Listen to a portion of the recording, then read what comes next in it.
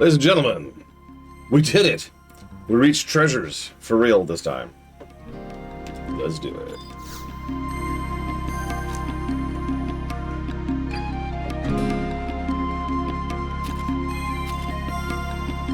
No, it's like a delivery dude, but he's going across the street, so he parked in front of our house. I don't know, whatever. Well, you made it back in one piece. I figured you'd be chopped liver by now.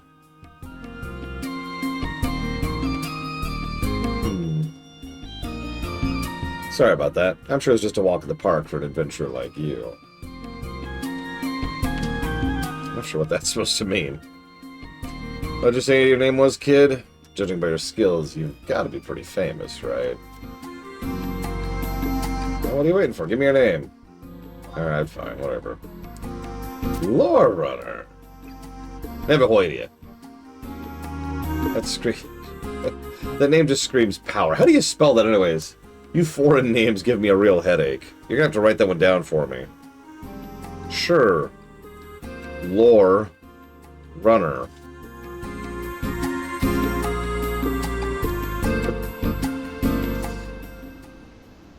My, what an interesting name.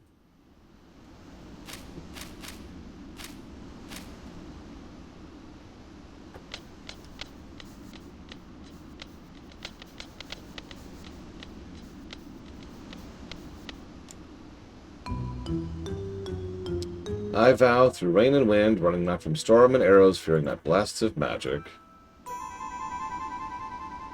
to defend in times of beastmen attacks and to venture out in times of peace. What?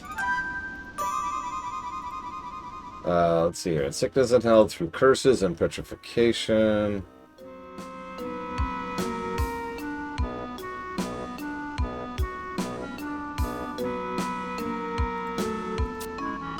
I pledge myself to Salahim's sentinels for all eternity. No. Signed, Lore Runner. Brilliantly worded as always.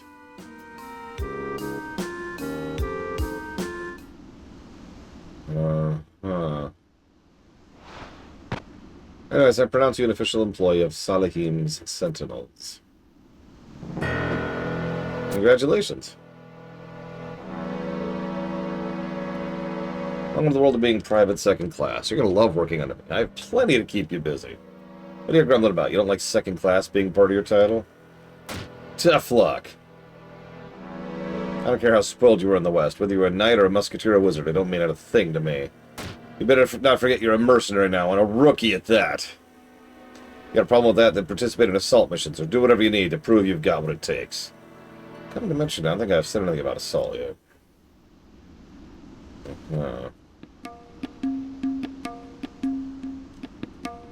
Okay. Let's start with the basics, shall we? Okay. First, you need to get your tail over to the commissions agency.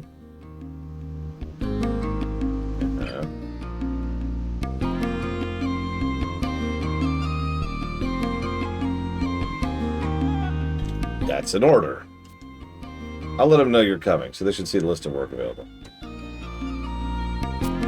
Don't forget, you're still a fresh recruit. The most important thing you do is choose a job you can accomplish successfully so we can make a profit.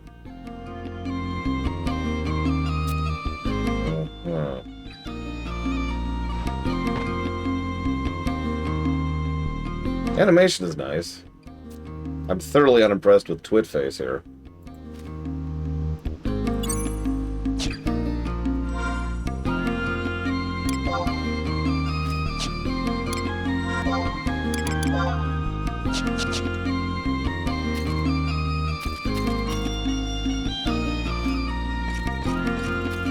Okay, whatever.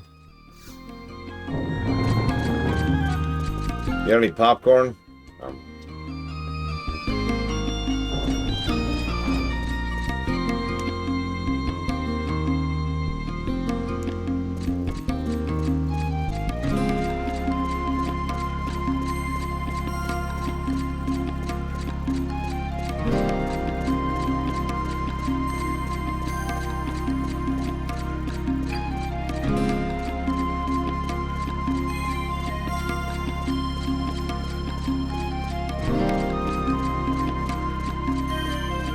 Listen. Are you sure we can have, like, good characters? That sounds like a lot of work.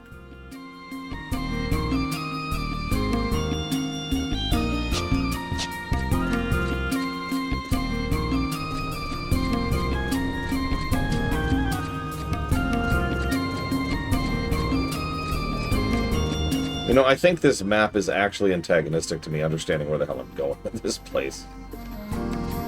Oh, much better. And make sure they get everything they want. Suffer no consequence for anything they do. And the entire expansion ends on them.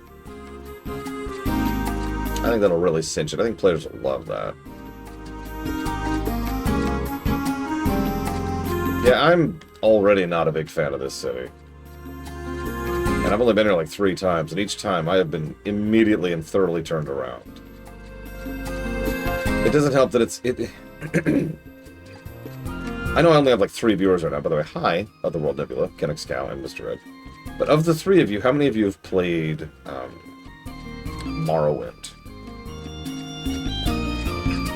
My least favorite city in Morrowind, by a huge margin, is Vivec. The reason why is because it is 4, 5, 8, whatever, several boxes of near identical buildings clumped right next to each other. I honestly feel like that explains it by itself, but it's antagonistic towards navigation. There's very few actual signpostings or visual continuities, or basically anything to help you navigate. It's just figure it out.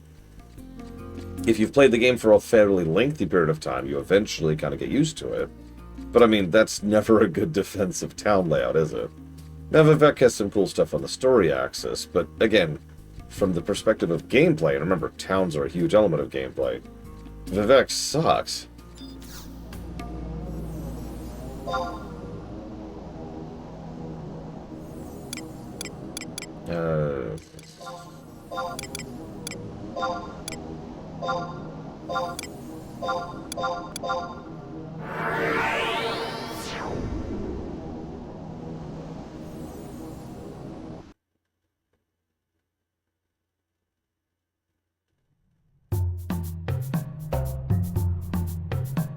I mean, it's funny, I've bashed Morrowind for years, and hoped for an actual proper remake to Morrowind for years.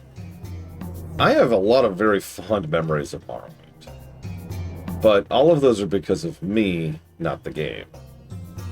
And I understand how to distinguish between those two things.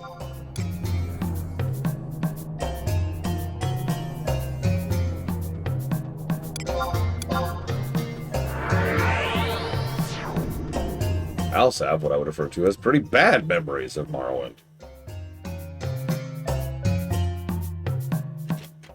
Hell, even Oblivion, which I think is a substantially better game than Morrowind, is still pretty problematic.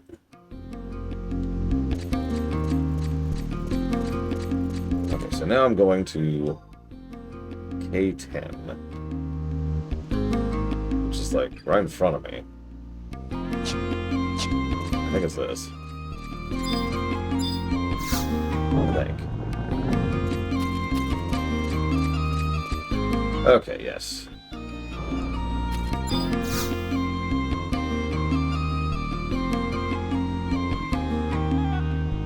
Nice, Bragwin. I hate you, but congrats. Welcome to the Commissions Agency. You're a mercenary at one moment. Yeah, exactly, Otherworld Nebula. Here's an assault. You do a mission, you gotta do stuff, you get an ID tag, you're an assault participant. You can only get one issued every real-time day. There's counters, you go to a song. Here's this new mechanic you'll probably never really be engaging in. I appreciate you, Blade-Troll. Bit of member requirements, form a party, do the same assault mission. Don't stab each other with your swords on accident. Do the staging point, do the ruining portal, do the chamber of passage. You have to spend points to do that, because screw you. There's the dude that Blade-Troll already pointed me to.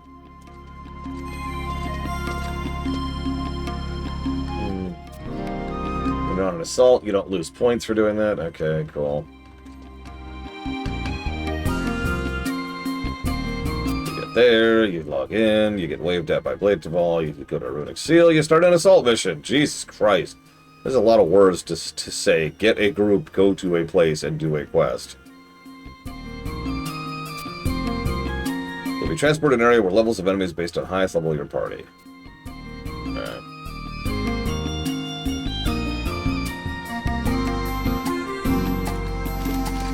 Time limit will be announced. If you don't complete the missions or objective this time, it'll be considered a failure.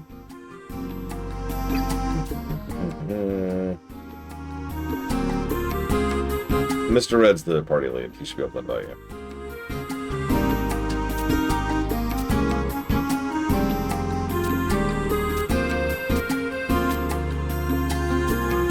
Doing assault. Maybe. Oh, I have party lead. I wonder if I could invite in a cutscene. Nope. Damn. All right. Okay, so it's another way to do repeatable quests.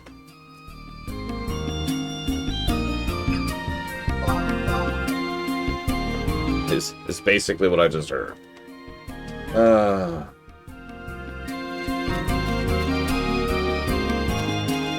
Yep. In fact, honestly, these sound a lot like tasks. Blade Duvall, could you confirm, deny that?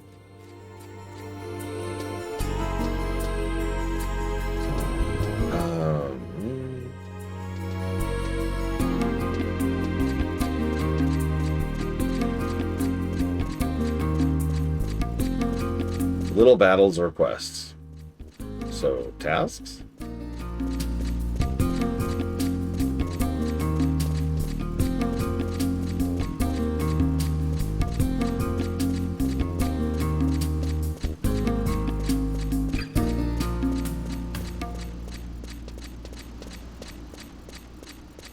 I've been wondering this whole time, please do not tell me what the story is going to be for this place, right? Like, Dawntrail kind of had its own thing. In fact, it had two of its own things. But I'm curious where they're going to take this one. No, I'm not even going to try to guess. I'm walking in super duper blind. Forgot to mention Mog Lockers. Mog Locker already have one. Thanks. Cool. Oh, yep. We offer Mog Locker services. Of course, you have to pay for it yourself. Stop giving me orders. Stop thinking you can give me orders might be a better way to phrase that sentence.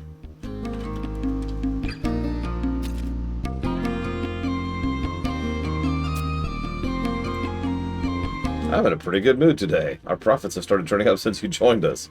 I haven't done anything. I have returned. The Green Knight. Oh, it's him. About time. They'll take you so long to deliver supplies package to every blasted member of the Immortals. How dare you? Oh, but surely you didn't get lost in the way or get your supplies package stolen or anything like that, did you? Wouldn't make a difference even if you were Sandorian Knight Temple Knights. You will call me Railefall. What? Oh, that was your name. Forgive me, these damn foreign names are so hard to remember. I have to write that one down before I forgot completely, Sir Knight. You told remember. Lend me that sheet of parchment. Treon, don't.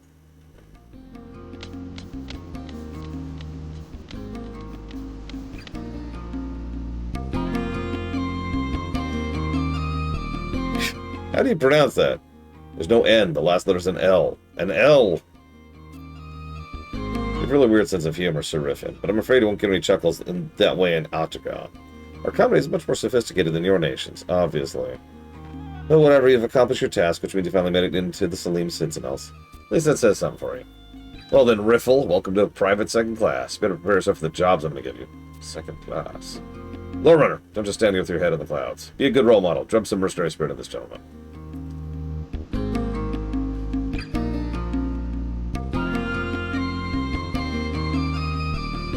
This is Peachy now, right? Riffle. Hey you, private second class. My name is pronounced Ryfall. Ryfall, it's not that difficult.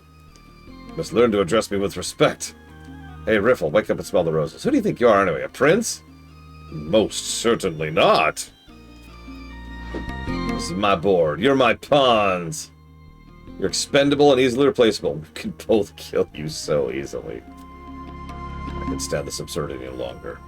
Adventurer, do you find no fault within her attitude? She thinks she's a queen, but she most certainly is not. Obviously, you don't know beans about being a mercenary. Get out there in the mud with the boys and do your job, but next thing you can be rolling in gil instead. I have no room for sniveling bellyachers. Find something better to do with your time than grumble and moan. Lorna, drag this puck-brained adventurer to the Commission's agency and have him sent off to the most hazardous task they can dig up. I refuse. I need no escort. In addition, I must attend a previous engagement. I'll venture to the agency in my own time. Bye, Tryon.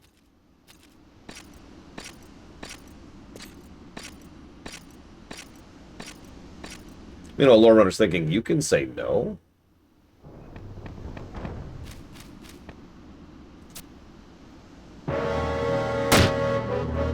You good-for-nothing muttonhead son of a troll, and I was in a good mood, too. Lore Runner, if I were you, I'd curse the luck that brought you here. Go and get that. Don't let that clot out of your sight.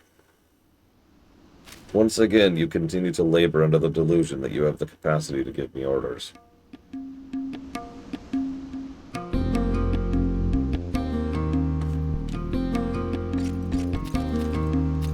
You know what to do, Mr. Red.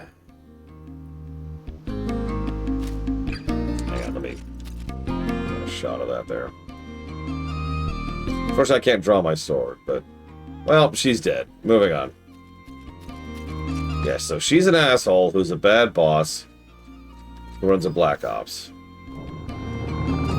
Cool.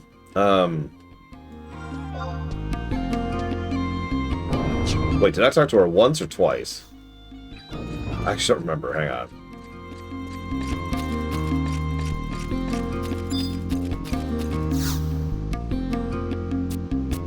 Okay. I guess twice.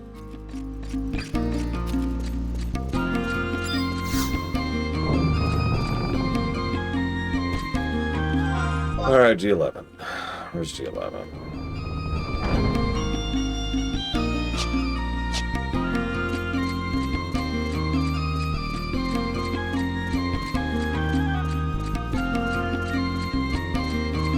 Okay. Oh, hang on.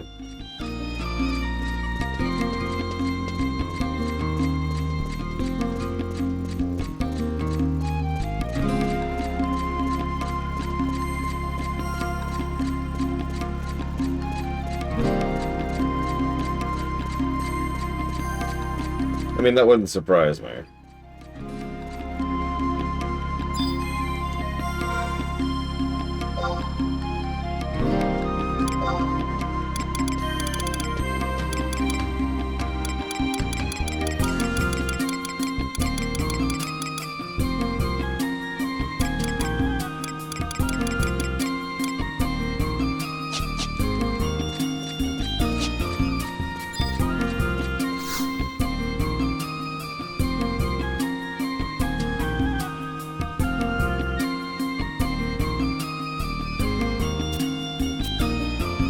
Yes, I need big info. Mercenary man, look for Elvon with shiny, shiny armor. Maybe Kakru see him, maybe Kakru not see him.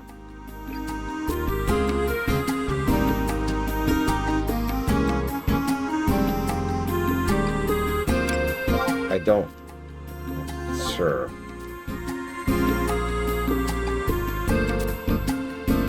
Here, have 1,000 gil, you piece of garbage.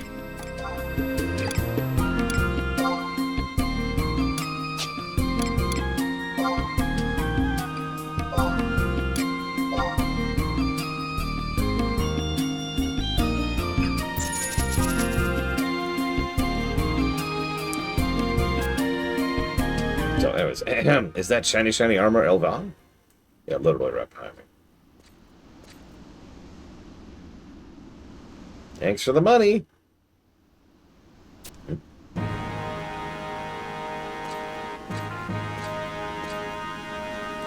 Ah, you're the adventurer I met in Salahim Sentinels. Surely you do not track me down at the behest of that foul-mouthed feline. Or perhaps you're in search of information as well. Well, the particulars are not important. What matters is we're both foreigners here. Have you noticed anything suspicious about this place? They recruit mercenaries with what approaches desperation, and are surrounded by fiends more bloodthirsty than the savage orcs. Yet this grand empire has such a small standing army. The more I investigate, the more I encounter strange things. Strange? You want to hear strange? Wow. Kakaroon, there's something strange. What's this? Well, out with it then. Shiny Elvon is scary.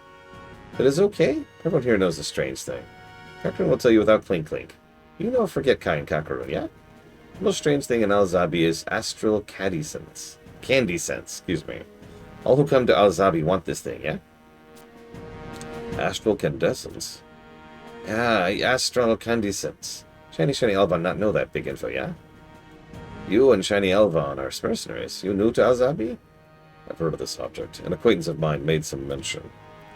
Oh, it's spinning. Always spinning. Very pretty, yeah? This warrants further investigation. Bye, Tryon. Shiny Elvon, you know Forget Kai and Kakaroon? You learn big info from Kakaroon. Next time you bring Clink. Very shiny. Yeah? Kakaroon never forget Shiny Elvon. Shiny Elvon come back to Kakaroon with Clink.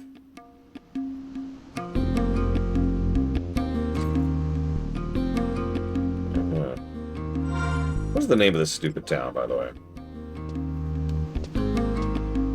Whitegate.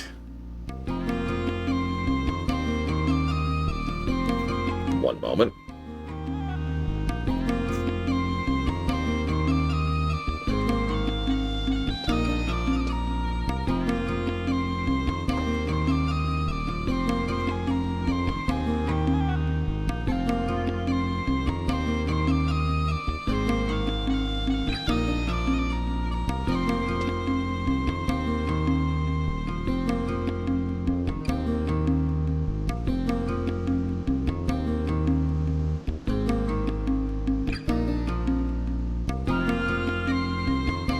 Hey, Spartan.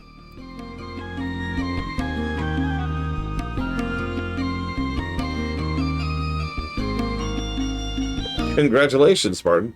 Or should I be giving you condolences? Alright. K8. It's way over there. But first I want to get that thing that Blade Jamal told me about.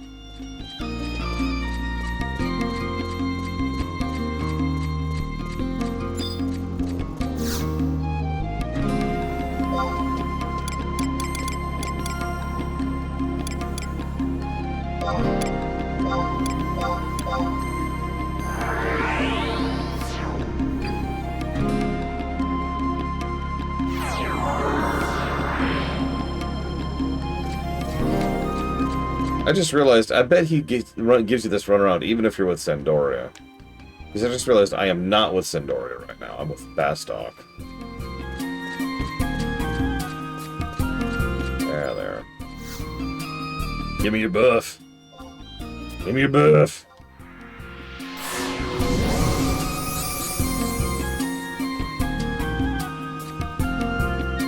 Okay.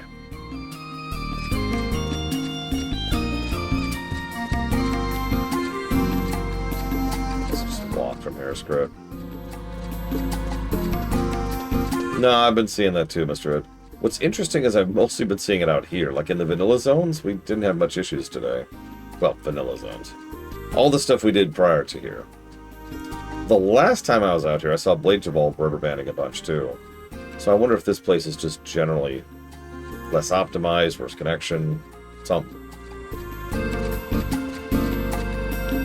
We are in Treasures of Ott Urgon, Spartan.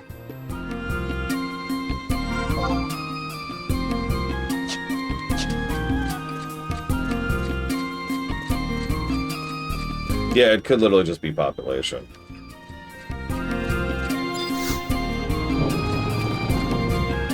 Yep, took me a whole week to get here. Which technically means I'm going ahead of schedule, but feels like I'm kind of slow. I don't know. I'm still outpacing Blade Jamal's projection, so I'll take that. Welcome to the temple. Our doors are always open to those seeking knowledge. Why might a mercenary find himself in this place of peace? What is this? Wish to obtain permission to gaze upon the astral candescence with the Hall of Binding. I applaud your scholarly curiosity, and I would assist you in this ever I could, but I regret to inform you the entry into the hall is forbidden by the Serpent Generals for all but the servants of W'Ellaha. Even the Empress herself is not above the law. I'm afraid I cannot help you. I grow weary of these refusals. Good night. Former night, I have forsaken my knightly vows and joined the mercenary ranks. That's beside the point. There's something I would ask of you, servant of W'Ellaha. I will endeavor to answer your question, should it be within my power. Is not the W'Ellaha philosophy, from the void all things are born, to the void all things return, purported to be the fundamental tenet of existence? Yes. If all things eventually return to the void, would it matter if that process was accelerated? That's not the intended meaning. Sage W'Ellaha, our founder, built his philosophy around the unavoidable destiny that all creation shares. Then I would ask you, does the astral incandescence interfere with his destiny in which you speak? I speak plainly. The reason for answering the Empire's call for mercenaries is simply to help stop this conflict and bring peace to the land. However, the direct cause of the conflict lies in the very object that servants of W'Ellaha go to great lengths to protect. I wonder if the treasure of Ot Urgan, held by the city, is even the object in question. How is it the great majority of Al-Zarabi's citizens know naught of this?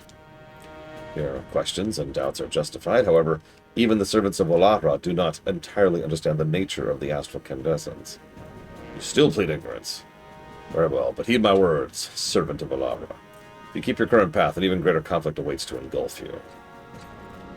Don't think that I, Railfall, will stand by in quiet acquiescence.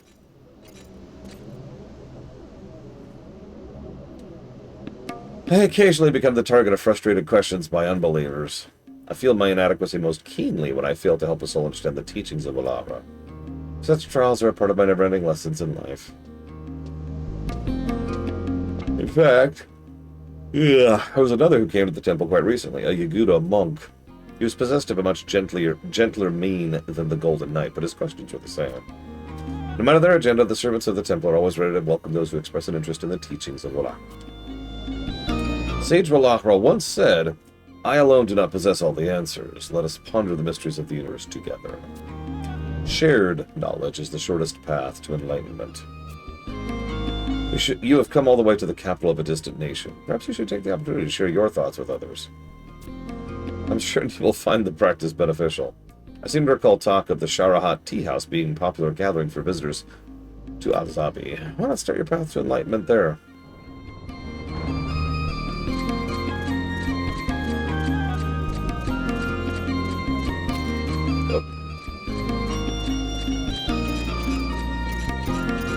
Oh no, absolutely, Mr. Red. Like, that's normal, right? Most MMOs have arcs to them.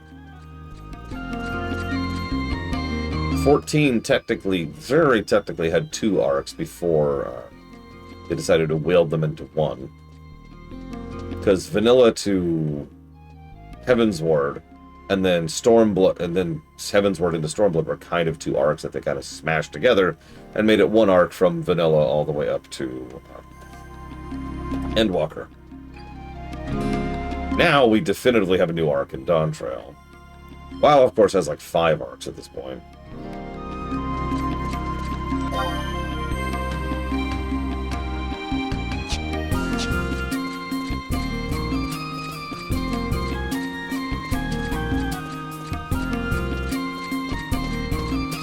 If you're wondering, Vanilla through Wrath, then Kata through Legion, then BFA and Shadowlands, yes, by themselves, and then arguably Dragonflight kind of sits on its own. So, Dragonflight, and then, you know, War Within, War Within, and Midnight, and arguably Last Titan.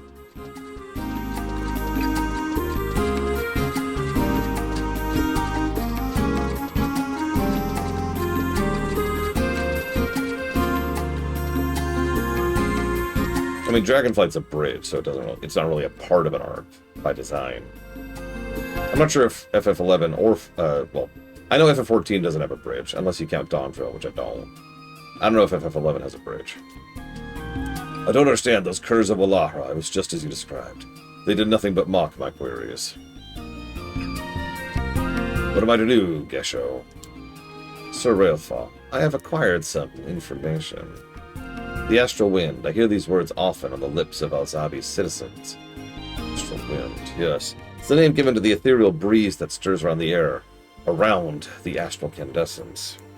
The wind arises whenever the astral candescence is set within its plinth, creating a sweet melody of unearthly timbre. Your description makes it stir sound more like some fairy's harp. Other people was told to me by the man in the temple. Ah, that one.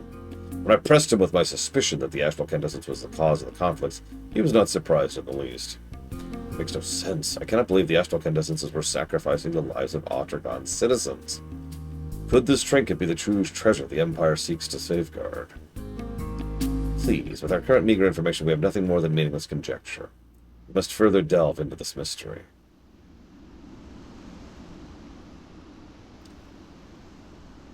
I beg your leave.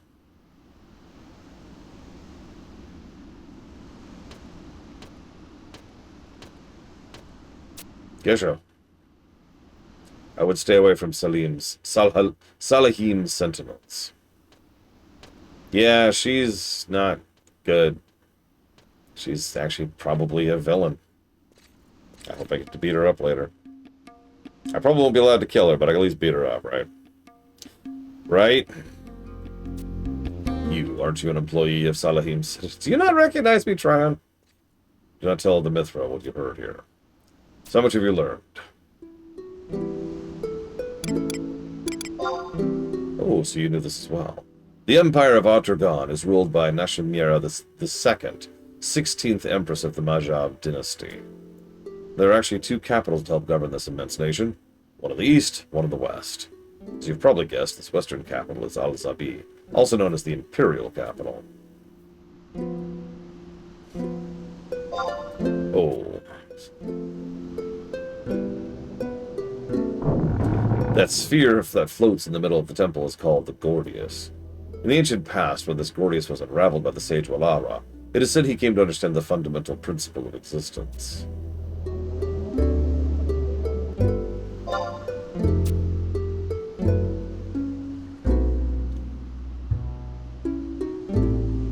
That company was where I endured the worst insults of my entire life. Let me tell you about these three, Hataru. God, I kept wanting to call them Lalafels.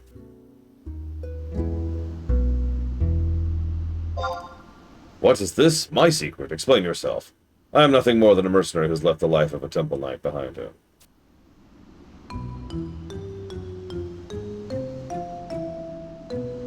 But you're really a Sandorian prince. Railfall could never be that proud and dignified. Foolishness. I, Tryon, can never be compared to that,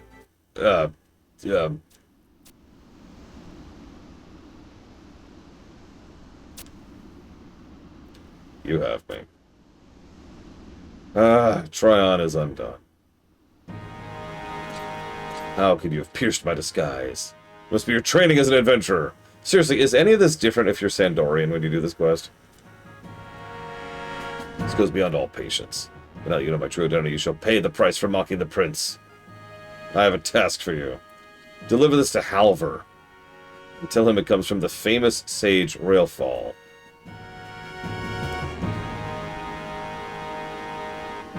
The future of Otragon, as well as the four nations of Altana, depend on the safe delivery of this letter.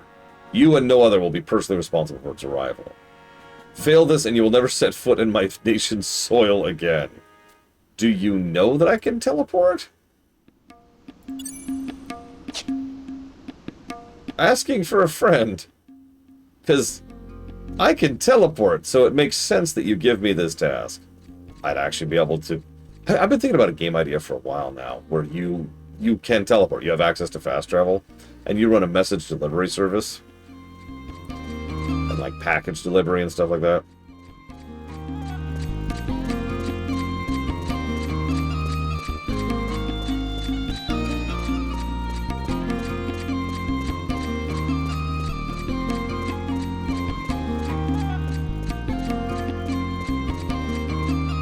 Oh my god. How would you...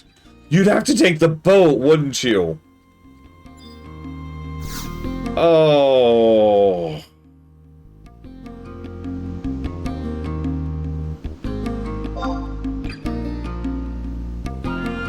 No? Okay, okay. So how do you get back?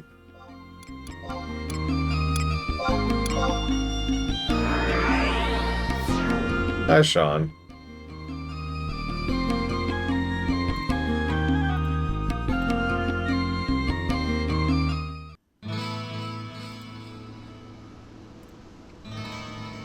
Also, I'm glad you're liking the thumbnails, Mr. Rip.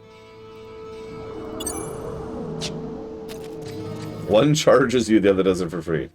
How much do they charge you?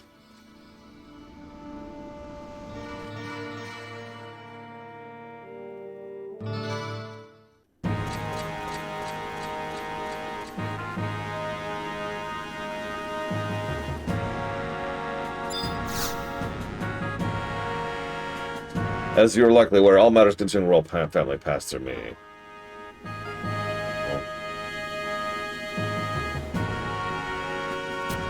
A letter with writing so terrible I can't even read that I am the intended recipient. This carry-on worm scroll, I've seen its like before. The person who entrusted you with this message. The Lord of Illegibility, as I would call him. I'm certain this comes from the heir to the throne of Santoria, the royal prince Tryon de Blas de French. I'm mistaken, you say. This was written by one sage Railfall? But this chocobo scratch can only be the work of Prince Tryon. I'll prove it to you. I have long attended to the prince and encountered many opportunities to decipher his unique style of writing. Astral... or this is truly atrocious. I have no doubt this letter's from Prince Tryon, but I'm afraid I cannot make out its meaning. Manole Halva, you look troubled. Maybe I can be of assistance? General Rahal, your offer of aid is most generous. However, no need to be so humble. You have one of Tryon's indecipherable letters, do you not? How could you know? I have my sources. Some days ago, Prince Tryon abandoned the signing of some official documents. He placed a mannequin in his chair and fled the chateau in the dead of night. At least it was not a forest hare this time. That's when I had French here shadow the prince's movements. He has had training in the arts of the ninja. Please continue the tale. Sir, Prince Tryon first made his way to Mahara and passed himself off as an adventurer. Oh dear Altana, a member of the royal family traipsing about as an adventurer. The court will be mortified. From there he boarded a ferry bound for the shores of Ottergon. Ottergon, and then? I quickly slipped aboard as well and guarded the royal person from the shadows. The ferry arrived safely in Alzabi with the prince none the wiser of my presence. After entering the city, he headed straight to a mercenary company and apparently signed some sort of contract. A contract? Surely not with his own name. This could escalate into an international crisis. Nothing to fear. He is traveling under the assumed name. Is no one in Alzabi aware of his true identity? I wouldn't say that. The prince is wearing a suit of gilded gold plate and is not subtle in his information gathering. Great goddess, he's not disguised at all. No, my lord. Come to think of it, I've seen this adventurer's face in the very same mercenary company. This letter must be the same document on which the prince hand at the Shararat Tea House. I'm wounded Prince Tryon does not have more trust in us, his loyal subjects. And I do wish he'd act with a little more discretion. This is a matter we shall discuss anon. First, let's learn the reason for his seemingly frequent trips to the nation of Ottergon. What is the current state of the Near East? Is the prince in any danger? Don't be concerned. I'm sure that Bob has learned from the following prince. Please enlighten us. He is investigating the following facts. 4 years ago, Jalzan, the former emperor of Ottergon, and his wife both succumbed to the same illness. Yes, I remember the Kingdom of Santoria sent condolences. The illness was quite virulent, as I recall. The beastmen who dwell on the western borders of the nation used this as an opportunity to cease offering tributes. What more can you expect from those savages? Though the Empire's long war with the eastern nations was at a stalemate, they could not afford to grow complacent. The main body of the Imperial Army remained focused on the east. Meanwhile, the beastmen of the Mulja Savage Lands and Halvung territory unfurled a banner of rebellion on the abandoned Western Front. It was not long before they were joined by an army known as the Undead Swarm. An army called the Undead Swarm. That's fun. The military might of Sandoria is fully occupied with the Orcish Horde alone. If it were to separate into 3 armies, even a mighty nation like Ottergon must flounder. Of certain, sir. The capital itself has recently been the target of beastmen invasions. Otragon now finds itself without the resources to even repair the walls. No matter how impressive a swordsman Prince Tron is, we cannot allow him to remain in such a dangerous place. I must take up this matter with those responsible for protecting the royal household. Bring me General Kurilla.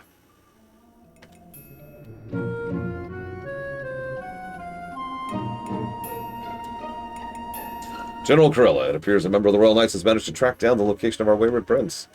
And way, pray tell, would that be? The Empire of Otragon. Otragon. The nation recruiting mercenaries? Yes. Then it stands the reason the Temple Knights should stand little chance of finding the prince. I seem to recall ordering you to take measures to prevent this sort of thing from happening again. Am I mistaken? No, monsieur. I have been derelict in my duty. It is good that you recognize your failings, but you shall be made to take responsibility for this situation. Yes, my lord. Forgive my directness, but I feel I must ask, why would Prince Tron travel to such a distant land? Does he feel so strongly about the Empire? Prince Tron visited Alzabi once before, when the Emperor was yet hale and hearty. The incident that occurred is most likely connected to all this. However, now is not the time to be telling tales of past. This matter has grown beyond the realm of our judgment. We must bring this letter to Prince Pu immediately. Ah, Prince Pu! What's all the commotion? It's just everyone is slowly gathering in the courtroom here to just talk. How like Tryon to rush off without so much as a word. He has earned a reputation for action before thought. Yes, Highness. This is the letter we believe to have been penned by your brother. He may have provided enough keys to unlock this rambling script. This may require some time. There's no need to convene the meeting of linguists. Let me see the letter.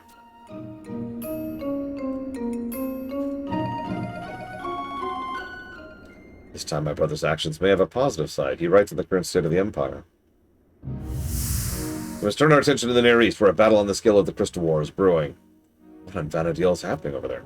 There's an overwhelming reason for the Beastmen attacks in Alzabi. I'll read to you what my brother has written, word for word. At the center of this conflict is a treasure known as the Astral Candescence. This object emits an enchanting melody unheard by mortal ears. The melody envelops and fills those nearby with boundless energy, be they person or beastmen. The citizens of Alzabi call this melody the Astral Wind. I believe I have come to understand Prince Tron's apprehensions. You're not alone in that feeling. We're in agreement. Halver, have messengers sent to the other nations immediately. We must convene an emergency meeting of the nations. Understood. Location? Send a request to Juno to secure a meeting room in the Grand Duke Palace. At once. Prince Pu, what should be done about Prince Tron's frequent excursions outside the kingdom? I don't wish to be rude, but we're all well aware of how the prince reacts to attempts to dissuade him from his course. That is true. Having the heir to the throne playing at being a mercenary will not improve Sandoria's image in the eye of the world. But the solution is simple. I shall write my brother a letter. A letter? Yes, I have an idea, but I'll need a volunteer to deliver it. I suggest Travelaish. Excellent, let it be done. Why am I here for this?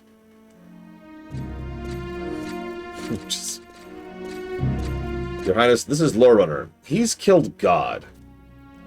Is that so? I do not approve of my brother's rash actions, but he does have an eye for trustworthy messengers. Lorerunner, I'm sure you're exhausted from your long journey. Your presence will be required at a meeting in Juno. We may have need of your testimony. Lorerunner, arrangements for the meeting will be made in all haste. Make your way to Juno as soon as preparations are complete, which takes 1 real-life minute. Never thought the situation would be this grave. This is truly the most horrifying thing to ever happen in the history of... What is that person wearing?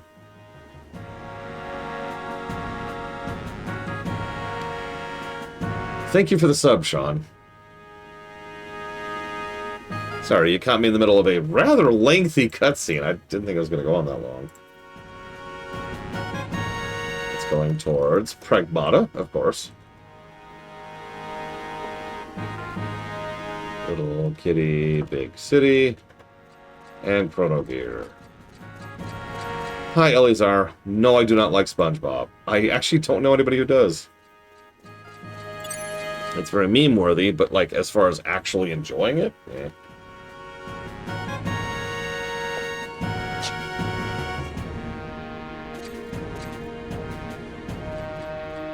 Oh, the nieces do not like it at all. They don't find it funny. Anyways, this is what I was referring to. Also, they have it on, too.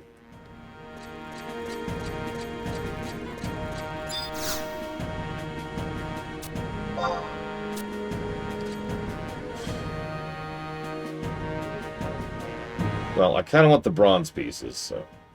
You never know. I might need them.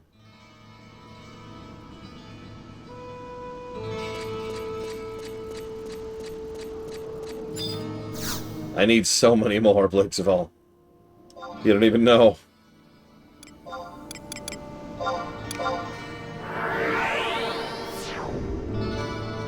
I thought about getting decorative fans, but then I decided to get actually good fans instead. They're very drab looking, but they're extremely good and very, whisper quiet. A cartoon comedy show that I like. Animaniacs? That counts, right?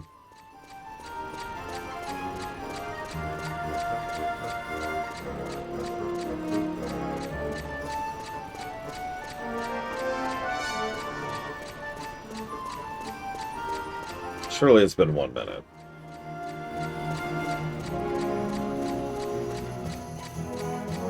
Hey! I actually haven't seen the new one, Elizar, so I just meant the old one.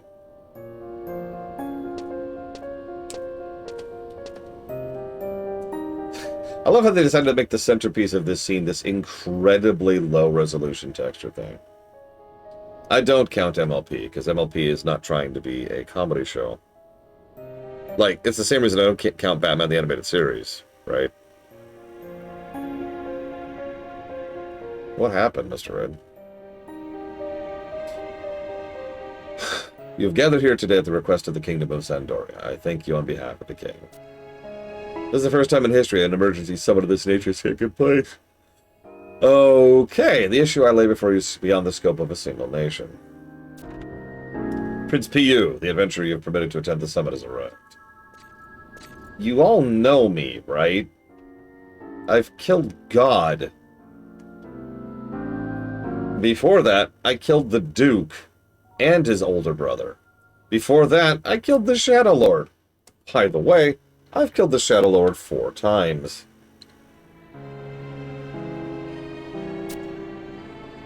Allow me to begin by explaining the events that have led to today's meeting. Began when Lorerunner, mercenary and adventurer, arrived at the gate of Chateau de French, bearing a letter of extreme importance. The contents of that letter prompted me to call the nations together. It was penned by the sage known as Railfall, and described in painstaking detail the current state of Otragon. The Empire is the same nation that has the port in a frenzy over mercenary recruitment? The very same. I speak of the Near Eastern nation, the Empire of Otragon. Otragon is now under pressure from 3 separate Beastmen tribes, and Alzabi, the mighty capital itself, is in danger of falling. Great Altana, the Silent Empire. It was once called that. You may have been too young to know this, Your Highness, but the rest of us should remember. I'm aware of the term. In the time of the Great War, the Empire possessed an army greater than the combined forces of the allied nations. They were called Garlemald, Yet not a single soldier was sent in response to calls for aid. My apologies, you are well versed in history.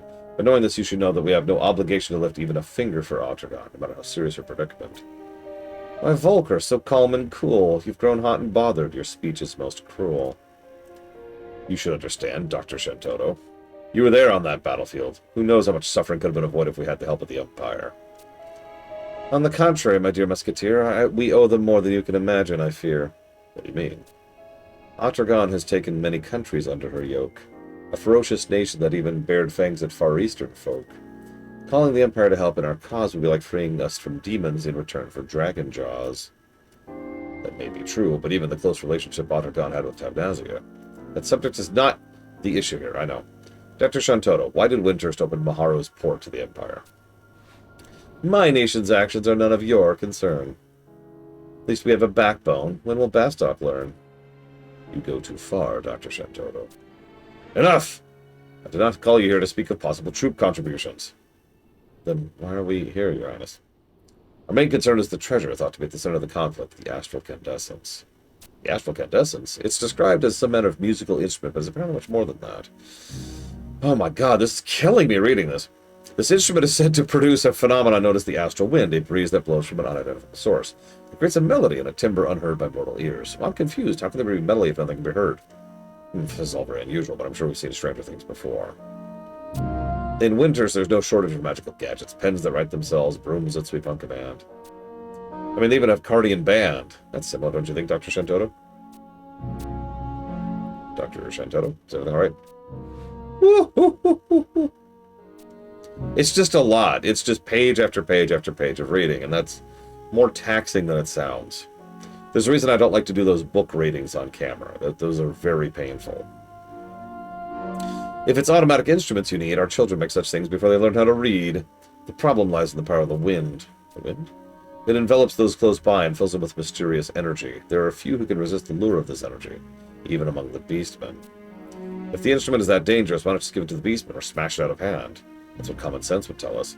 If it were up to an individual or even an entire town. What are you trying to say? What if that decision lay in the hands of a nation? If it posed to threat your citizens, if that treasure could one day be your salvation, would you not choose to protect it? How could a mere instrument hold that kind of power? There's no such thing as an artifact.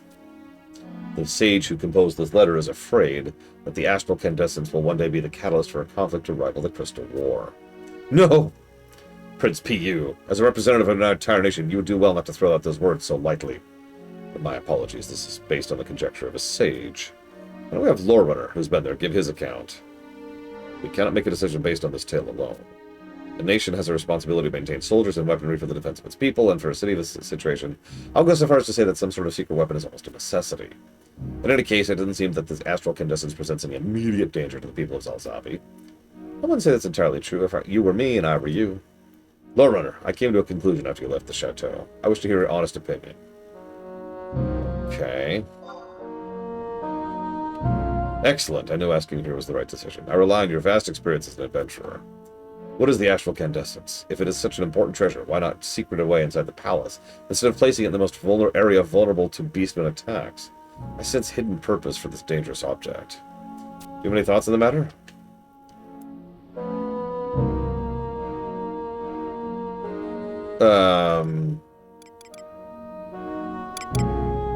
The philosophy? The Gordius. I've heard that name before. What manner of person is this? Oh, it's this holy relic enshrined in the temple. In the distant past, Sage Walahra once unraveled the Gordius and grasped the fundamental principle of existence. And now a host of like-minded scholars toil day and night to discover the same loose thread to unravel the Gordius for themselves. It appears the people of the Empire search for quite different truths than the ones we seek. Too much time in the cathedral for Destin's little boy. The mind is a tool you must sharpen, not a child's toy. Do you mock me, Dr. Shantotto? You look for answers in all the wrong places. Shall I bring a little hope to your long, dreary faces? What are you hiding, Shantotto? The servants of Walahra control the Hall of Binding, the treasure's little nest. The Hall of Binding is defended by the Serpent Generals, the best of the best. Serpent Generals, a name I've heard. Each one is worth 1,000 soldiers. So we're going to have to kill each of the Serpent Generals as the bosses as we go throughout this expansion. The astral candescence is strictly monitored by the Walahra Temple, according to the adventurer's speech. But the treasure is kept in an area the beastmen can easily reach. And there we find the Serpent Generals, the strongest of the strong. Plus mercenaries like Lorewinner to help them, if I'm not wrong. Yes, there does seem to be some kind of contradiction to be found here. You see, this is a huge game of set the trap and wait. The astral candescence is the very tasty bait. Of course, why didn't I see it? But wait, this creates a whole new set of questions. Why would they want the beastmen in the city? There's some things even I cannot divine. It's time to sit back and wait for a sign. It does seem this problem lies at the center of some grand plan. Without concern for the people of Alzabi. We need information. Yes, an individual of keen wits and sharp senses. Lorewinner is employed as a mercenary of the Empire, and a total unknown who I have never interacted with in my life. He is a distinguished adventurer who will not sell his principles for a bag of gill. And thankfully, the Empire has proven to not actually have any source of popcorn. I point to the safe delivery of this letter as proof of his dedication. A long journey without a promise of reward. I'm sure you've heard of numerous beneficial dealings with adventurers. They have earned our trust and respect, which is why I put forth the motion. We have Lorewinner go to the Empire and fight as a mercenary. We can't allow more blood to be spilled by beastmen, even if that blood belongs to another nation's people. If Lorewinner improves his standing line to get closer to the Imperial Palace, we may not deal with the will of the Empire. We find no arguments here. Adventurers have been quiet heroes in many of Bastalk's darker moments. An idea that creates less work for us will not find me making this fuss. How does the Duchy of Juno stand on this? In agreement. The linking of our auction house services has strengthened the ties between Juno and the Empire, but economical matters are superseded by politics. One moment. As Railfall warned, this problem is not likely to remain constrained within the borders of the Near East. All the lands of Vana'diel, including our four nations. Urgum is the word for world in the language of Outergon. This lurking threat could plunge it entirely into chaos. We lay this mission before you. Will you consent to this burden? What am I, a donkey? Whoever thinks. We'll do all in our power to aid you in this task. It's a trifling amount. Perhaps you'll see this Outergon coin in your travels.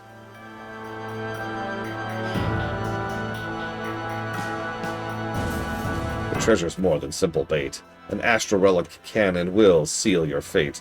The Empress goes too far in her game. I'm curious to see how it turns out all the same. I like how they put question mark when it's clearly Shantotto. Nobody else talks like that.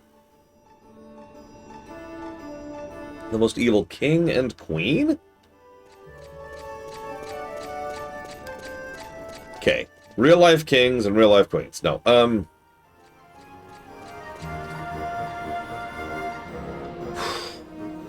okay. Hi, Dr. Winter.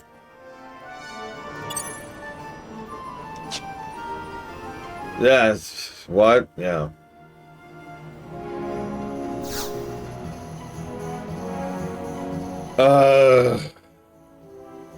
Oh god, I can't think of any evil kings or queens. I'm sure there are some.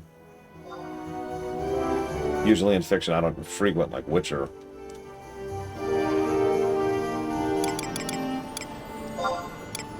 Where am I going? Back to the tea house, which is like where? Here.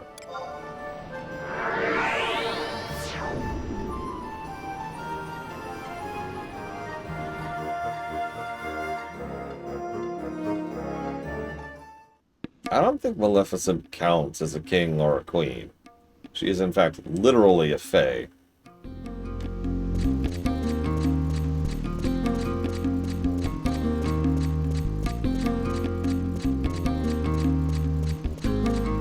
Yeah, like, that's kind of my point, Dr. Winter, is like, I imagine a lot of kings and queens in more realistic fiction would count, but I tend to not really be well-versed in those, because I tend to not like those. Like, I'm sure Game of Thrones, or Forgotten Realms, or Dragonlance, Witcher has something.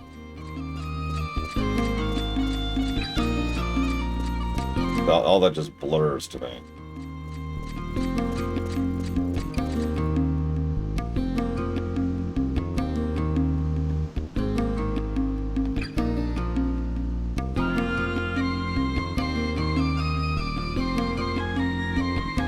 Hey guys, do you have an imp wing? Better question. Do I need an imp wing?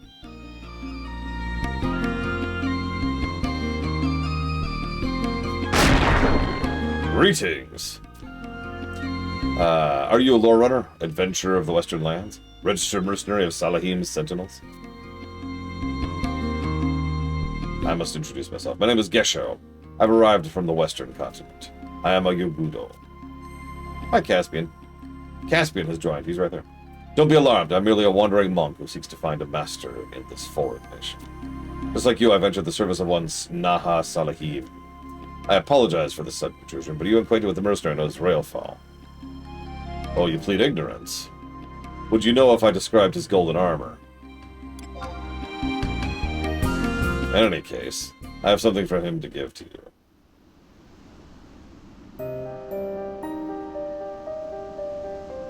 No, I don't want to... Don't look up real-life history, Magister, because real-life kings are much worse than anything in Game of Thrones. In fact, there's an incident, a real-life incident, that the Red Wedding is based off of. The real-life incident's a lot worse. The Empire of Outergon and the nations of the Far East have been at war for decades. It's a long time to be fighting. Such a conflict would drain the resources of both sides and put considerable strain on the citizenry. They are indeed suffering, particularly in the Far East. This war has exacerbated several other serious matters. The same must be said of Outergon. Despite the size and strength of her army, they must still look to foreign shores for mercenary. Can I read this at my pace? Hang on. So, they're in trench warfare with the Far East. Okay. They're both looking for magical artifacts and spies.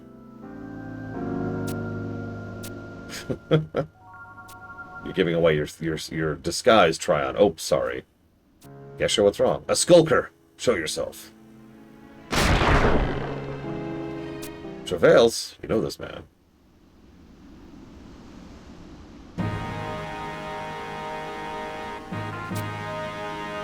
What?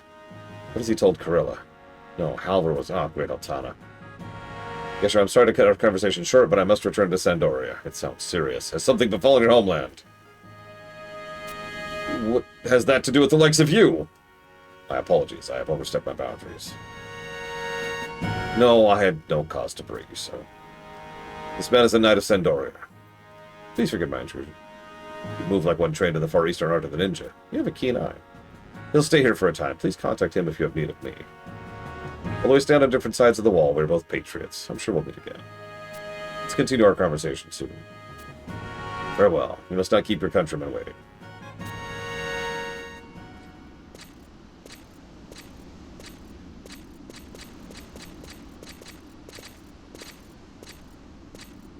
Alchemist, Triaxia. So he left for his homeland. Imagine he'd be docking in Mahara about this time. Everyone holds himself like a king. Yeah. Or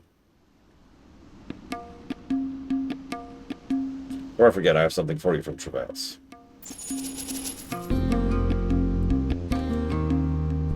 Very well, I take my leave of you. If our president should discover us loading in the street, it'll mean our heads. Yeah, see, that's the thing, Elisar. Lord Farquaad is a joke. The evil queen from Snow White is pathetic.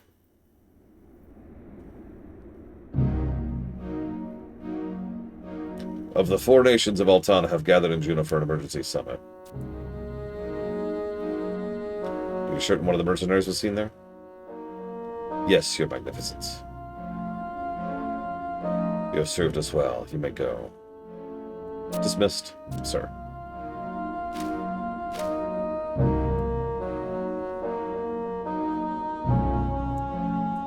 We were right to keep him occupied. They have taken the bait, just as we expected. Grand Vizier. Do not underestimate these adventurers. Must proceed with the next part of the plan.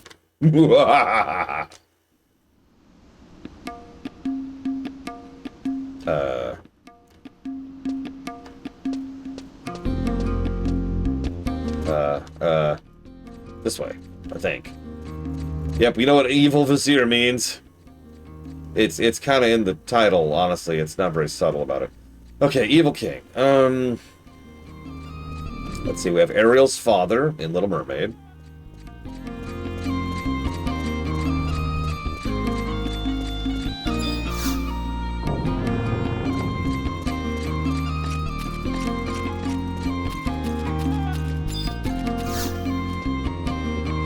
I mean, he's a dickhead.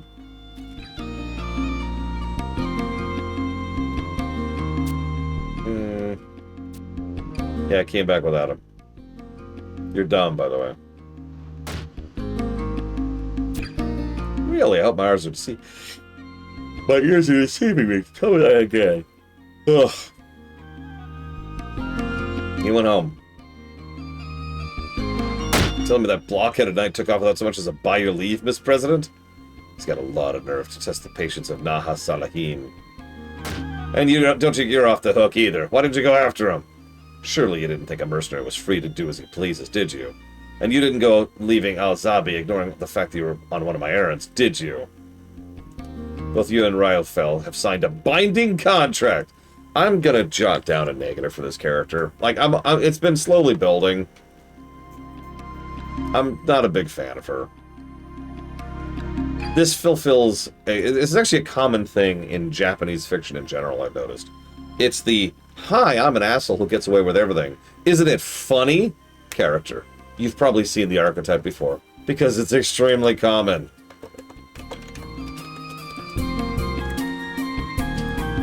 Hell, we've literally already seen 3 of those types of characters in this game. You belong to me. It's just... What?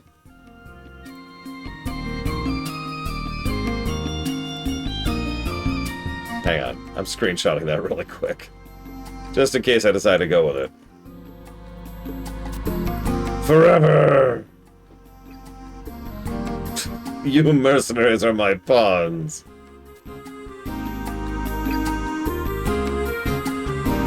If you had the free time to... Stop destroying your poor desk! If you had the free time to be gallivanting to foreign countries, you should have been signing up for a bunch of missions. You should have been contributing to the success of this company. God, she really is a CEO. That's what's known as a team player. It's not too late for you. Chase him to the end of the world if you have to, but track down that railfall. No. You know what? Maybe I'll just let him go. I've had enough of his belly aching to last a lifetime anyway. I'm gonna think of it. Didn't he say he was from the Middlelands? He seemed so intent on sticking around. I wonder why he chose to pack up and leave all of a sudden. Oh, he's out of my hair. That's a load off my mind. Maybe you are a dose of good luck. Ugh, stop talking to me.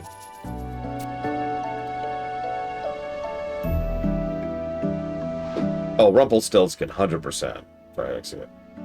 He's a monster. He's also the most evil, by far, of anybody in the Shrek series. I'm glad you decided to walk up to my door. It's okay. You can tear up a little. Take that feeling. Burn it deep into your heart. I'll be using your gratitude as an example the next time during the next recruitment drive. Yeah, Rumpelstiltskin is a great example of someone who's petty and extremely evil. Like, really messed up evil. I mean, I guess he's technically the king of the Gerudo. So, sure. We'll go with sure, Elizar.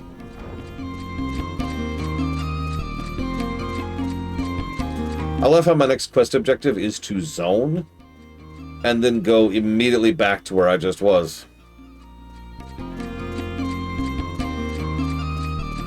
The Fairy Godmother is a more interesting character to me, but the Rumpelstiltskin is a much more horrifying villain. I wouldn't even put Ganondorf in, like, the top 10 most evil. Not even top 20 most evil. Maybe even not top 50. He's a Nintendo villain. Like, I'm sorry. You gotta go to Pokemon to have really evil people in Nintendo games.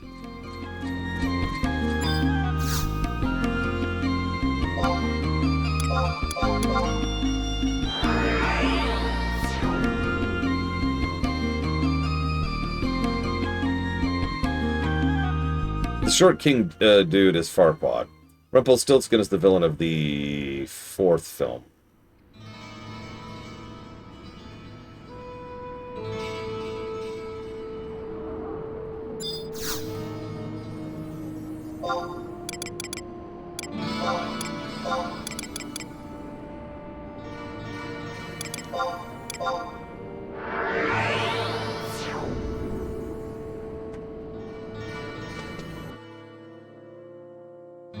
Yeah, Farquaad is short. Rumpelstiltskin is a small person.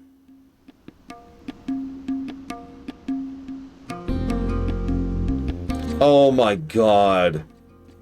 The main villain of Puss in Boots is a monster. Like, it's actually shocking. No, not death. No. It is shocking how messed up evil he is. And of course, it's because he's very realistic.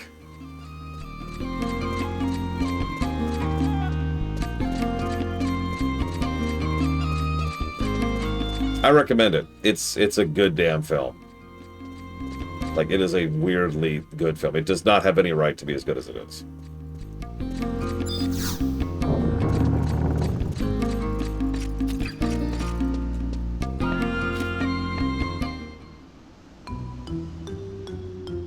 You're an irredeemable monster! Yeah, what took you so long? God. Oh my god. Okay. Okay, I'm okay. Put this here, put that over there. This will make us the most attractive mercenary company in all of Ottergon. Let's see here. Thanks to President Naha, I learned the true meaning of bravery. Oh, and this one, I experienced my first taste of victory.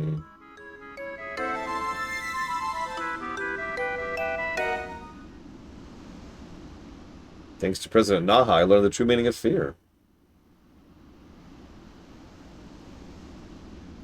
We'll just change that to fortune.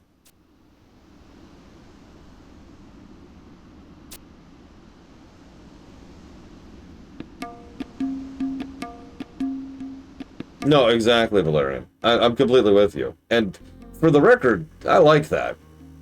I came to that realization a long time ago, and I decided to embrace it because it means even horrible stuff in fiction is still not as bad as it can get, you know? You ever want to be truly, legitimately horrified? Study history.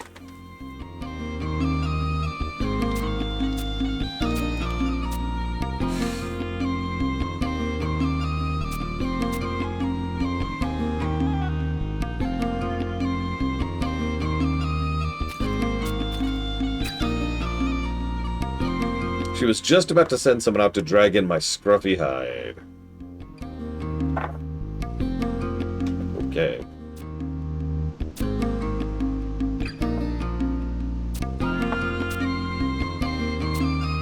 Ooh. The reward for this one will be extravagant, because this was sent by the Otragon Archaeological Research Institute. This request is from the Empress herself. Ari. They've been conducting ruins inside the ruins of oh my god. Al-Zidal, there we go.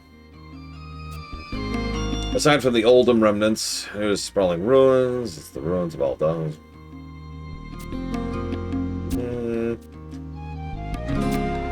With the investigation complete, it's now open to the public. That means even nobodies like you can feast your eyes for one Imperial silver piece. Woo!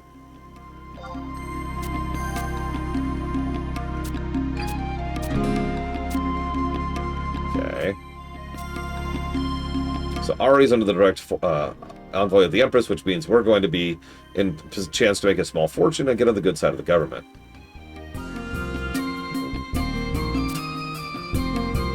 Yeah, exactly. That's actually a really good example. Cesare de Borgia is a real-life person. He's actually an interesting and engaging character and an interesting villain in Assassin's Creed. Don't read his Wikipedia page.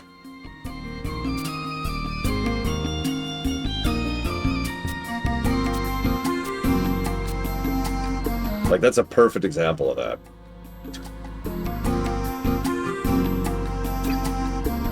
Why would someone ask for Lord Runner by name? Dun dun dun! Okay, what am I doing? I need to unlock the runic portal at the Nizal Isle staging point, which I might have?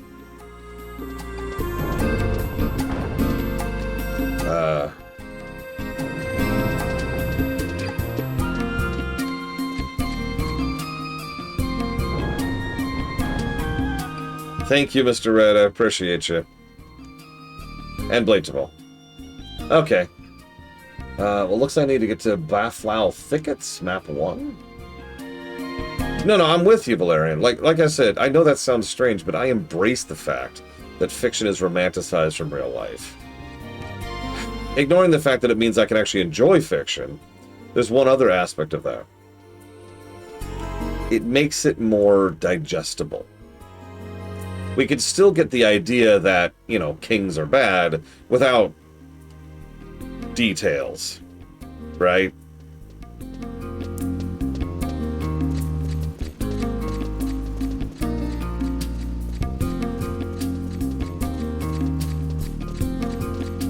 This is also why I tend to not get into hard fiction and realistic fiction. And I'm just like, nah, I'm good.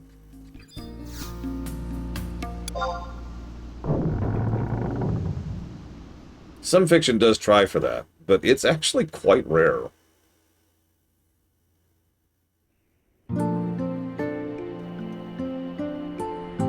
Frollo's a good pick for evil. Although we're still talking king. I never came up with a good answer for you, Elizar. I'm sorry.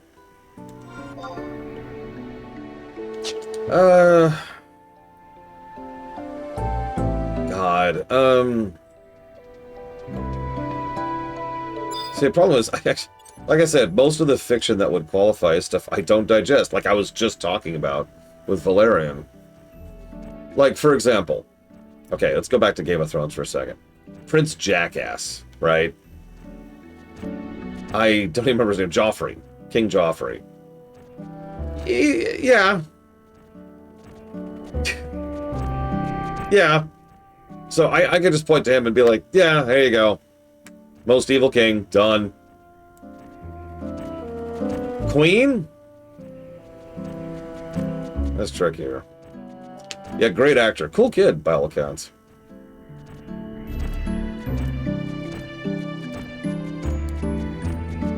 Oh, right, you mentioned Morgana. I actually don't know if she ever got a crown. Or an army, for that matter. Annabella... Yes, Annabella was a queen. That's a good pick. That's a good pick. I'm going to go with that. FF16, Annabella. She was a queen twice, actually. Which, Jesus Christ.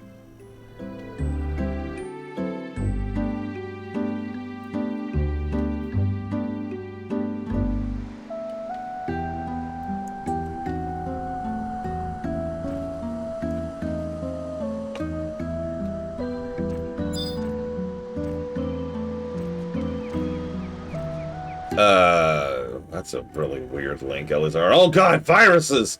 That's not even close to what she looks like. But yes, that is her. She's from Final Fantasy XVI, Elizar.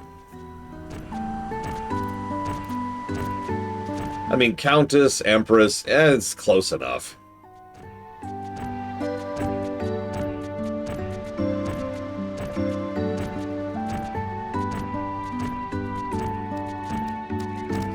That's actually related to something I've never done a full treatise on, but there's this interesting factoid that in real life... I'm kidding, Elizar. In real life, there's no rules, right? You can just do things. Because you're stupid, or because you're ignorant, or because you're a jackass. In fiction, it's generally accepted that there needs to be some kind of reason behind things. Stuff happens for a reason. It doesn't even have to necessarily be a great reason, but there does still need to be point and purpose behind things.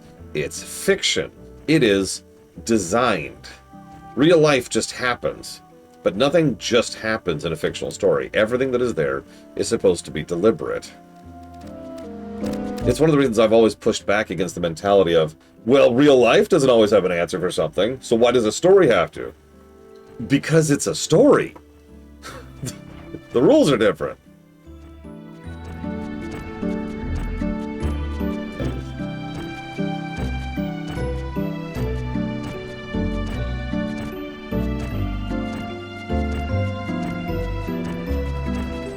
See, that kind of thing can work, Valerian, because what is the intent of the author there, and the intent of the story could serve that. After all, sometimes someone just dies. You know, shock value is usually what that's worth. Is what that's for, excuse me. Oh, is this the dude? Yes. 1 silver. I love how I have to bribe my way into accessing zones in this game. Negative to gameplay. Whatever.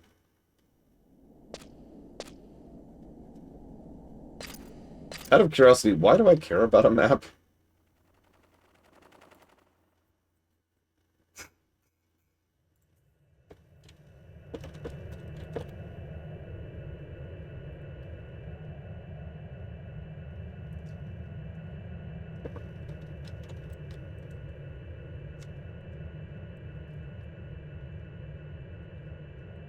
Warcraft's worst king? Ooh.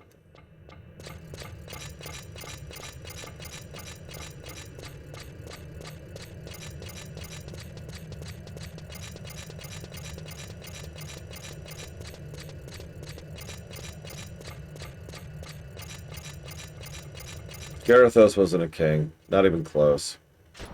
Warlord at best.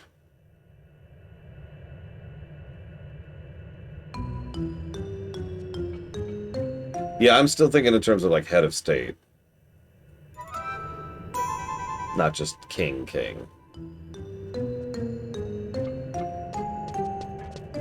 Hi, Zar.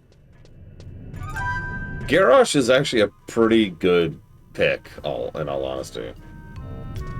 But I mean, if we're discounting gender, which we probably should, Ashara. Oh wow, look at this place. Ooh, what's that? Tell me everything. Hey now, this is an ancient ruin you have the privilege to be in. Try not to disturb the... It's my first time in an ancient ruin. It's so exciting! Poor old Tatia is stuck in the factory all by herself. But lucky me gets to go on a field trip with Mr. Gatsett. I'm glad you're taking an interest in the past. If you keep up that ruckus, who knows what kind of unwanted attention you'll attract.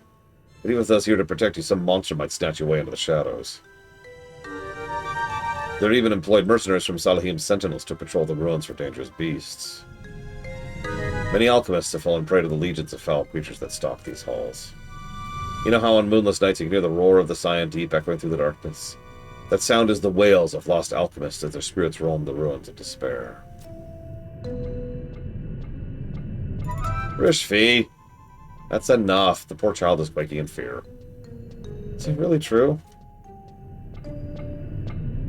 Maybe you'll be the first to find out.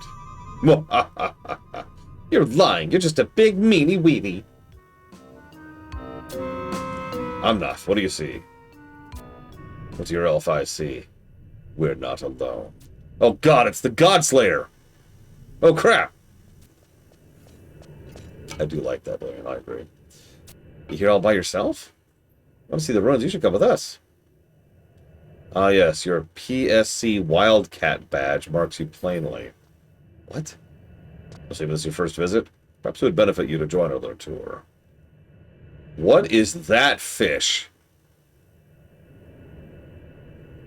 What is that thing?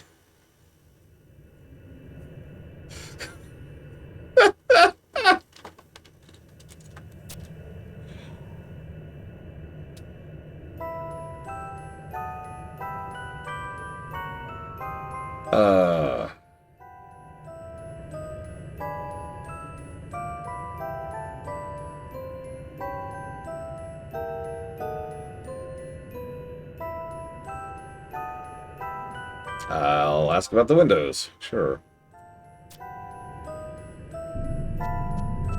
Look at those fish swimming around in there. I wonder what happens if the windows broke. Physics. Physics would happen if those windows broke. Those fish are actually swimming in the waters of the Cyan Deep. We're currently at the bottom of the ocean looking out at them. Those windows are an incredible amount of pressure from the weight of the water. If the windows were to break, I'm afraid we'd be crushed in an instant. What is that sparkling light all over the glass? I've never seen anything like it. That's the glow of plasma oil. That's the oil we use in automatons. That's correct. The windows of these ruins are actually membranes of plasma oil that repel the waters on the sea like giant bubbles. It just bounces off? You could put it that way, yes, but these barriers have been in place for hundreds of years. I highly doubt they'll give away anytime soon. Crack! Crack! However, the only reason these membranes hold true is due to a constant supply of plasma oil. Someday, the supply must run out. When it does... Trying to scare me too? I'm not sure I want to stay here much longer. Yeah, honestly, the window cracking is more terrifying than ghosts haunting the ruins. Ah, you've touched upon an interesting area. But it's not the shape of the pillars that's so fascinating. No, I noticed the octopus there, just hanging out. Any person with basic knowledge of archaeology would recognize the graceful conical base and frail-looking central column. Its design was often seen in the temples built during the reign... Oh my god, I can't read. Built during the reign of Emperor Alsdol, some 900 years ago. The fascinating thing about these pillars lies in the construction itself. There are markings that suggest a degree of rotation and elongation is possible. How do they make a pillar like that? I wonder the same thing. I theorize the architects of this structure wanted to incorporate a level of flexibility to compensate for changes in water pressure. That's pretty clever. Should these technological marvels be understood in the near future, I hope to adapt their use in the field of automaton construction. Mr. Gatzit, I'm going to work real hard at my studies so I can help you. Oh, so sweet. 1 second.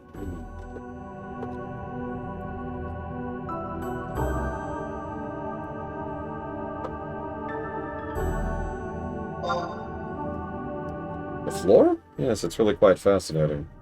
Ooh, I want to hear about this. The elegant mosaics on the floor are designed with several different varieties of stones. Some might say these designs are symbolic of the prosperity of the Alzadal dynasty. Oh my god, Alzadal. It's a shame we've lost so many of the arts of that age. What about this shining symbol over here? I'm sure I've seen this around somewhere. Yeah, it's called a teleport. That's a transport device. The Ottergon Archaeological Research Institute has deemed these devices safe for use in continuing investigations. So they still work after 900 years? Yeah, it's a curious fact. The Ari have been diligent in its efforts to remove all traces of dust and grime as they work through the ruins, but have not attempted any maintenance. There simply hasn't been a need. It's as if these ruins are frozen in time.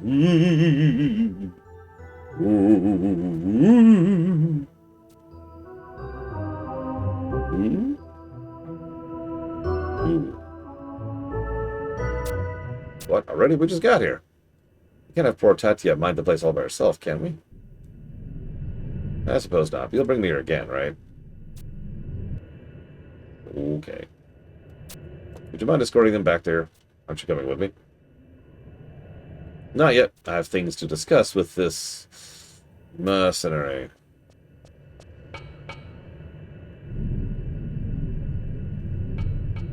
By the way, I just looked at the composite map for this place. It's kind of terrifying.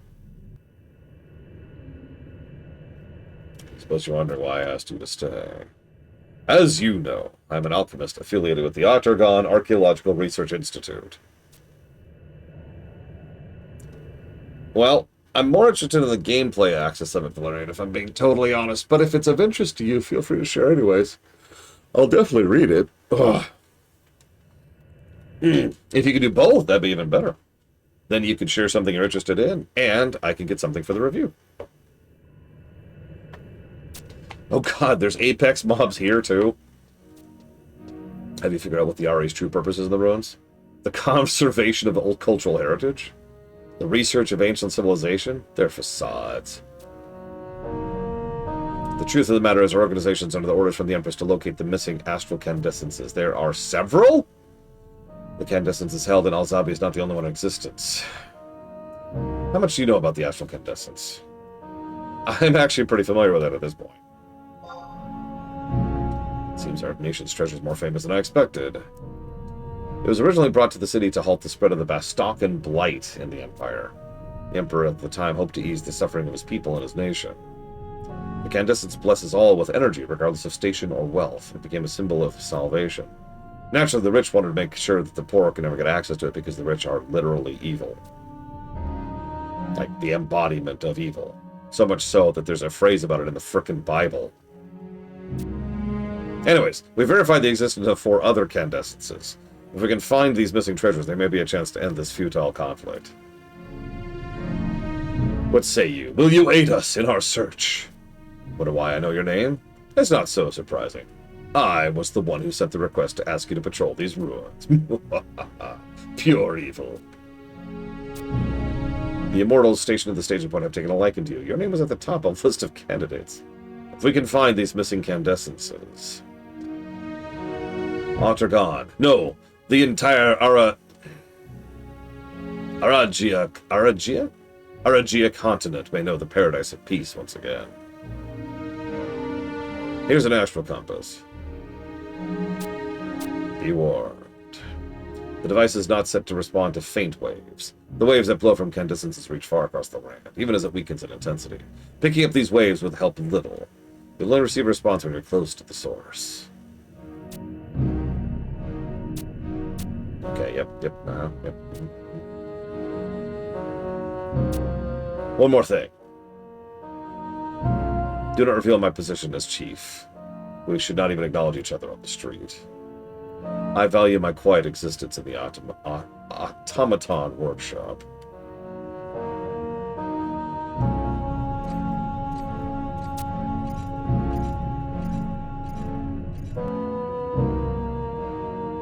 Enough. Tell the Grand Vizier the bell has been set. Understood. Yeah, that's a headache and a half right there. Holy crap. Okay, hey, that was, God, oh my God, cutscene, hell.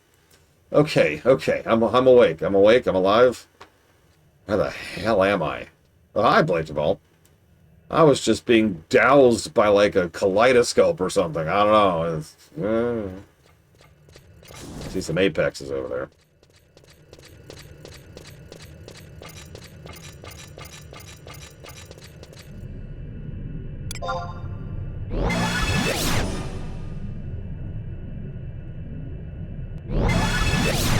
I will say this: they're doing some decent, let's call it intrigue building.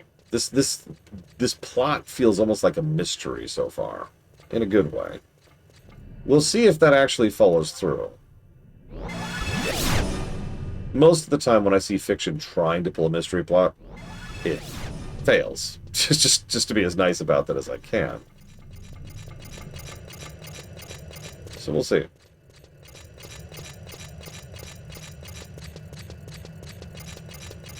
Also, while I'm navigating this, do you mind if I rant about something absolutely unrelated to anything, but I was just reminded of it?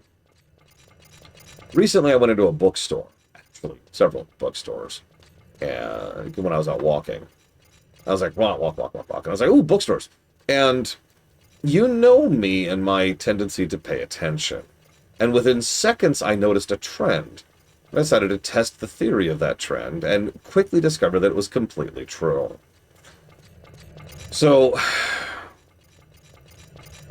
do yourself a favor sometime. Get to a bookstore. Get to any section, really any section, but fantasy, mystery are, like, worse about this.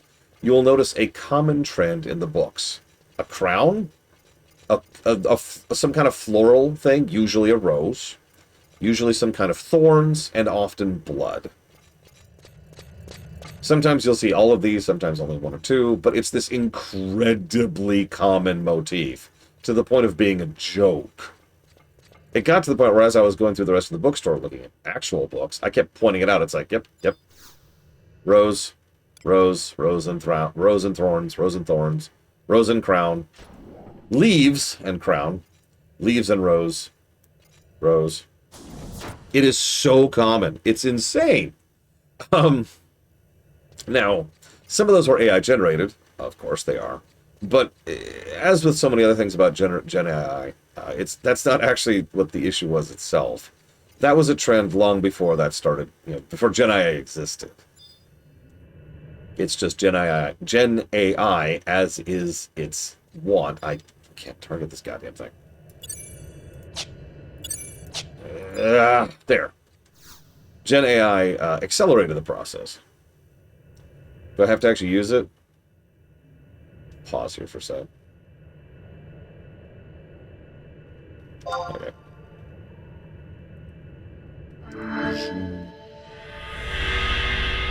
Because Gen AI does exactly what it's supposed to. It takes in all that exists and then spits out an amalgam based on it. So, yeah, it's gotten worse. And yeah, entire swaths of it. Oh yeah, speaking of which, if you get to the romantasy section, which, by the way, I didn't know romantasy was actually a proper term for that, but I have been proven wrong. It'll be nothing but that. Just everywhere. I notice I'm up to mission 10, which normally I'd be really excited about. There's 48 missions in Atragon. So we're about a fifth of the way through. Assuming everything's equal, which of course it is not. I'm hopeful. This has actually been going pretty smooth, other than me killing myself reading all this. You'll notice I've started summarizing a little bit. I don't want to miss any details, because the localization has gotten noticeably better. But at the same time, God, these quests are wordy. Anyways, should I buy a thing? Do I have the standing to buy a thing?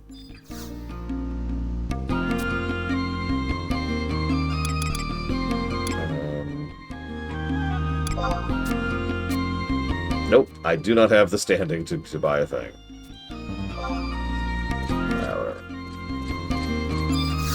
Oh, I'm already done here?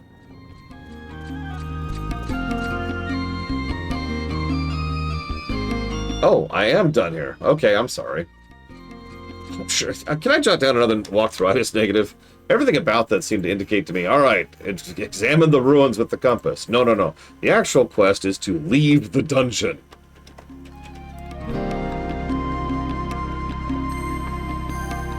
Yep, this is definitely a safe space, Rain 36. Right over here into the oubliette, please. There you go. And we're gonna lock you in here and let you starve to death. Bye! Alright, so. Next quest.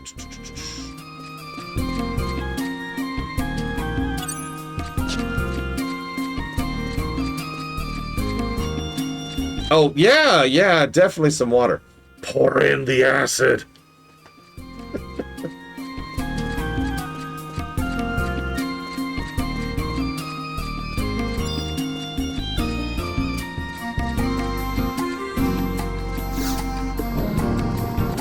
Oh, geez. Really? Hang on. So I'm supposed to talk to her. Hang on, let me... Wait a game day. It's only 8. Damn.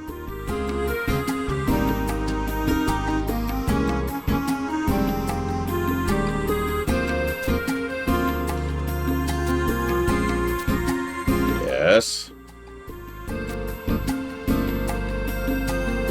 The document on the desk bears the mark of a two-headed serpent.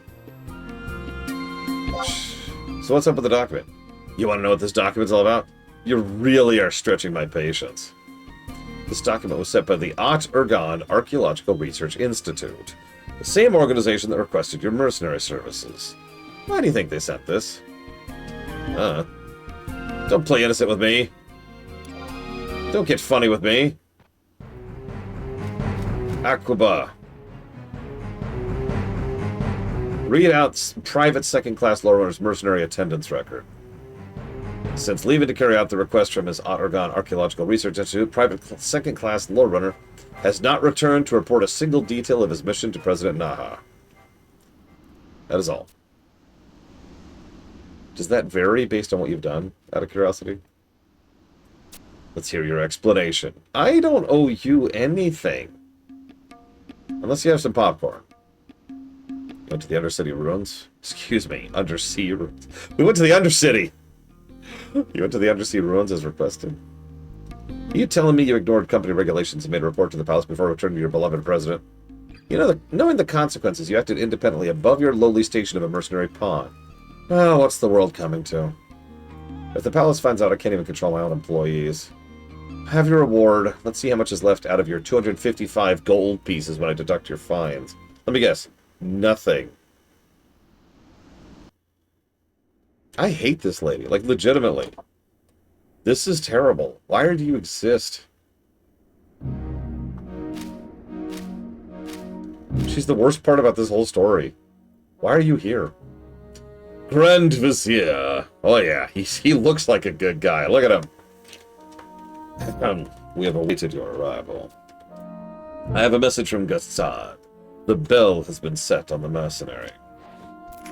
The adventurer from the Middlelands. Yes, sir. Oh, I see. Yes, continue murdering puppies so I might bathe in their blood. Yes. I have good news. Our efforts regarding the Candescences are proceeding according to plan. All the pieces are falling into place.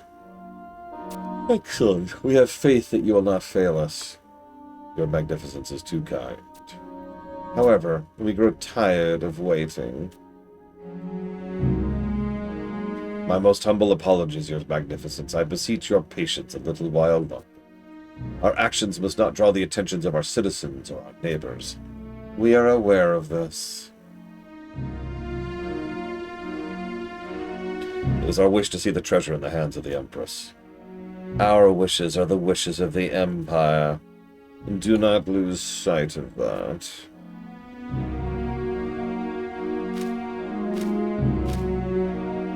The ace. The ace. The age of judgment is at hand. Deal with any who threaten our progress. I'm sorry, was that guy's name Robon? It was! What the hell? We cannot give free rein to these otherworldly fiends. Otherworldly fiends? Talk about ghosts? What's gonna be? Wonderful. It appears our dreary days in the palace will soon be at an end. Can't you show a little more enthusiasm? Huh? Oh, yes, wonderful.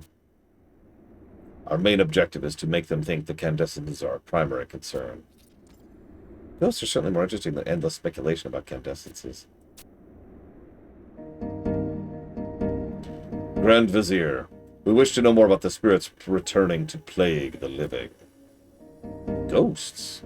I would not wish to trouble her magnificence with mere rumors. Be that as it may, you will tell us more. The Empress knows more than she pretends.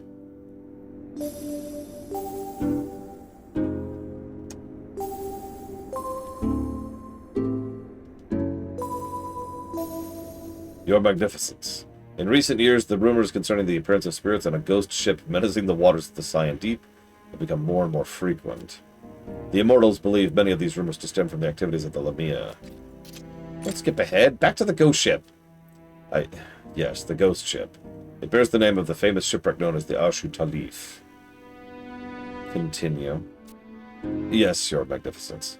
While I must stress these stories are merely the rumors of the townspeople, there's been a strange twist to the tale. It is said the true name of the ghost ship is really the Black Coffin, a pirate ship of the lost kingdom of Ephraimad. A pirate ship? We believe these inflammatory rumors to be the work of the Seagull Fatria, the descendants of the kingdom of Ephraimad.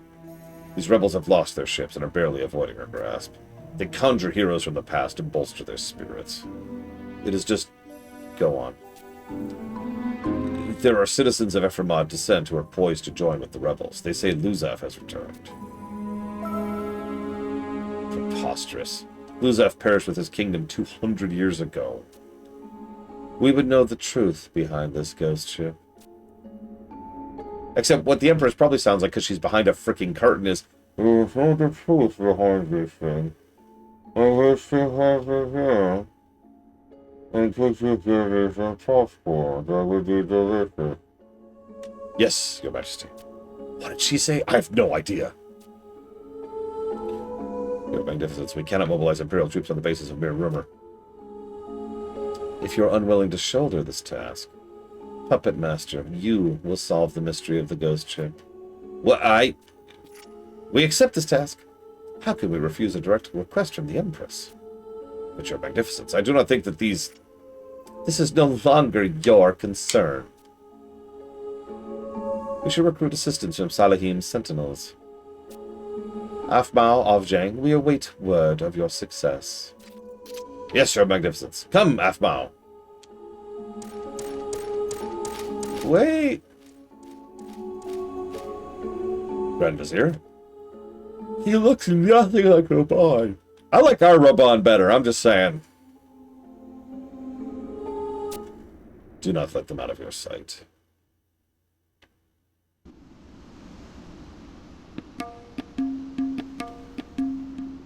But not the direct order. 11, ignoring company regulations. 7, forgetting company motto. 3, concealing your actions. 6, disrespecting your president. 9, making me repeat myself. 15, 255 Imperial gold pieces. You're lucky you didn't go into the red. There's definitely something fishy going on here. It's mighty strange to have the reward arrive before you did. I'm worth looking into this. I don't like being manipulated, even if by the Empress herself. Time to remind the Empire the Wildcat has claws. I don't know, man. I've seen my Rabans really cut to the heart of a matter.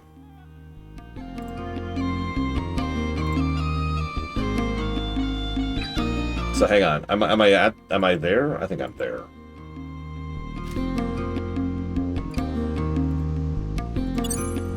Like, I think I'm at the wait a day step. Let me double check.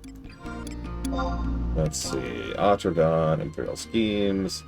Hugs to... Oh no! No hugs! No hugs! No! Oh, thank God, hugs.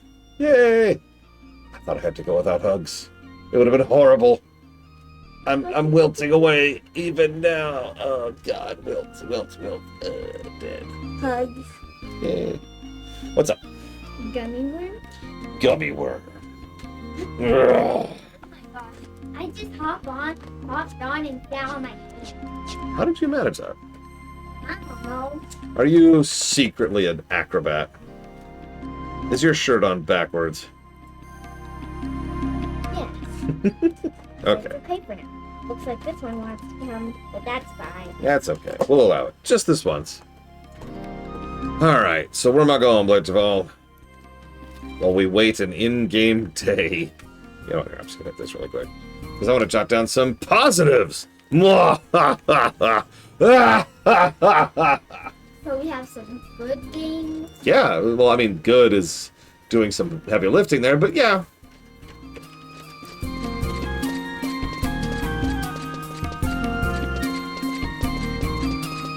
If there's any games that the company you burnt down today, Don't worry, I won't be burning down any companies today. we already did that this morning. Alright. Well, whatever. I'll do it later.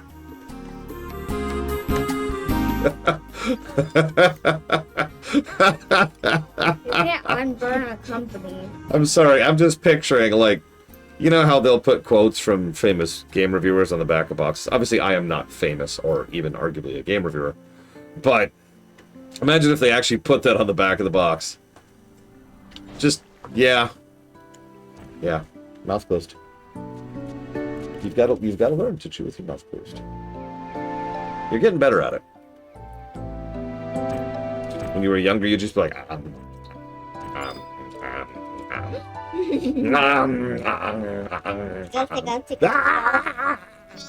Oh, thank God. I was just about to die from tickles. I wanted you to start doing that nom. Hug. Oh, I'm back. What do you think about this game? Yeah. Yeah. Yeah.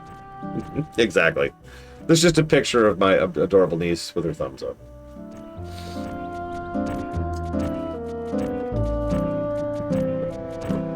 This is truly the 11th. Oh, see, the funny thing is it's not. Not as an insult, but I've never thought of this as Final Fantasy XI. I'm sorry, you know me. I've always considered FF10-2 the actual FF11. This is Final Fantasy Online. Not as an insult, just a clarification, just categorization. Still a mainline game, still an FF. It's not FF11. Just like FF14 is not FF14, it's FF02. What I find really funny is FF11 and FF14 in Roman numerals look so similar to each other at a glance. It's a long trip. Okay, I have positives to jot down. Okay. So...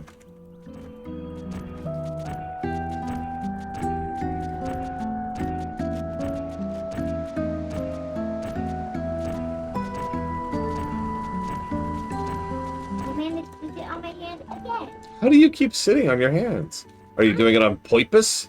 You're doing it on purpose. I'm not. I'll tickle you. No. Oh, thank God. Right before you died. Yeah, tactics is another example. I don't consider tactics one of the numbered ones, but that's not like a negative, right? I'm not diminishing tactics. Tactics is tactics. It kind of is in its own little bundle over there. Hell, I don't think Tactics fits with anything else except maybe 12. Tactics Advance 1? Nothing. Tactics Advance 2? Nothing. Different things. For example... Okay. I'm your princess.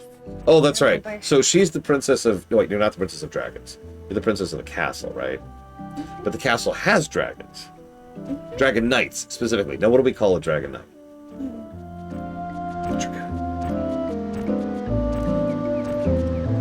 Okay, say it. No, I lost her. No. Dragoon. We call a dragon knight a dragoon.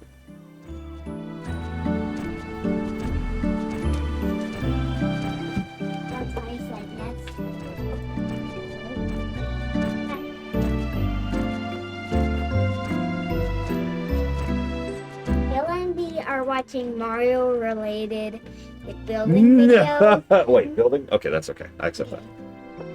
But Mario is good. Oh, okay. You have a big, delicious salad. You have to put a dressing on it. What do you put on it?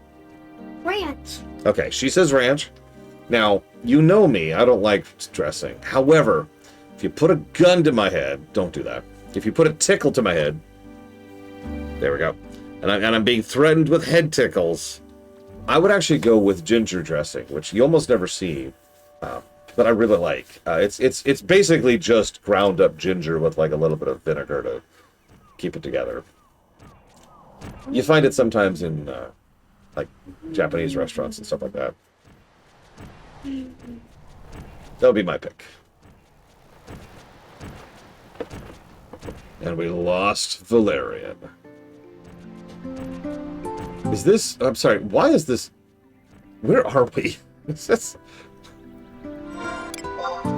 Oh my god! Alright, hang on. Let me jot down a negative to gameplay really quick here.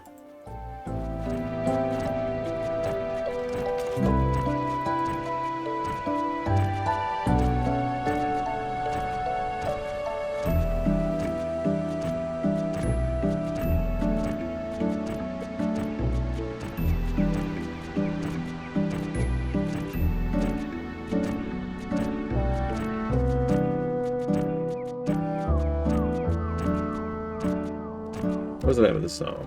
Where are we? Where are we? Where are we? Where are we? Wajeom? Wajeom Woodlands. This is a hell of... Look at this zone. Look at this zone for a second. Oh my god. Look at this. And we're in the area, in the area that it is in Adwin Subs. Looks like we're about to go to Mamoog, if I'm reading this correctly. Italian? I don't know. Oh, sure. But first you must endure the arm wrestle. You have to pull. You have to pull.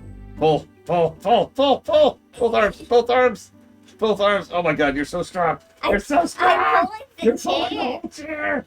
How Yeah, do I okay. do that? Okay. Hang on one sec. Well, here, I'll just actually activate stealth. And then do this. I appreciate you dragging me around by the nose, by the way, Blade Duvall. I do, legitimately. And not just because I can then help my amazing and adorable niece out. Let's see. How do I not? Hang on, I gotta find the list first. There we go, okay. There's a bunch you haven't seen, we just gotta find a good one. Have you seen the Japan one yet? I have. Aw. Well, you were in the middle of the Hatsune Miku one, so here. Here you go. Enjoy. Okay. Book! Oh my god, book. Hang on. Book, book, book, book, book. Book. Ugh. Okay. Book get. Alright, time to jot down some positives. Alright.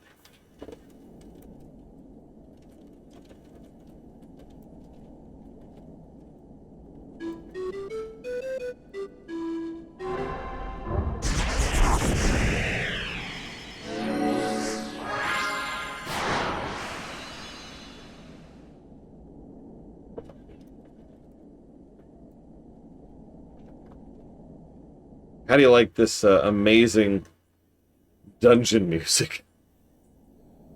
Oh my god. Alright, here.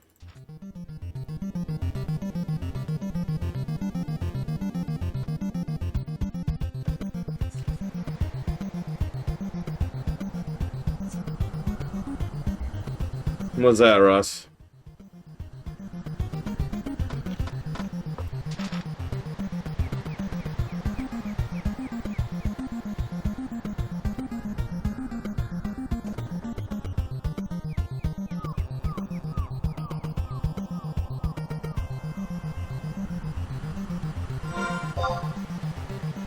Oh my god.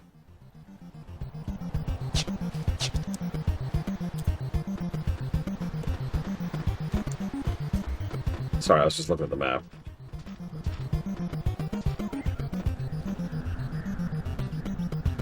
Hey, there's a bunch of Mamul Jagger.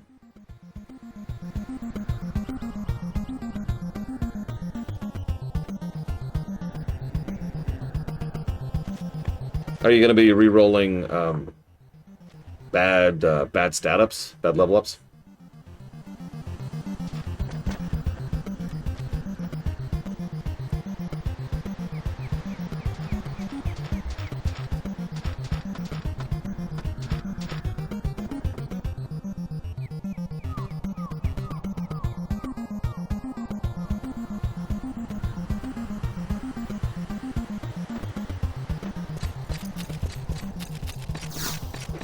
What?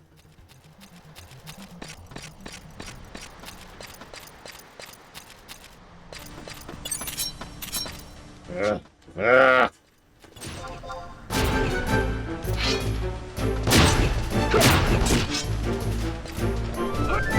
Why does the camera always default to going down here in combat? I've noticed that. And I'm slept. And I'm unslept.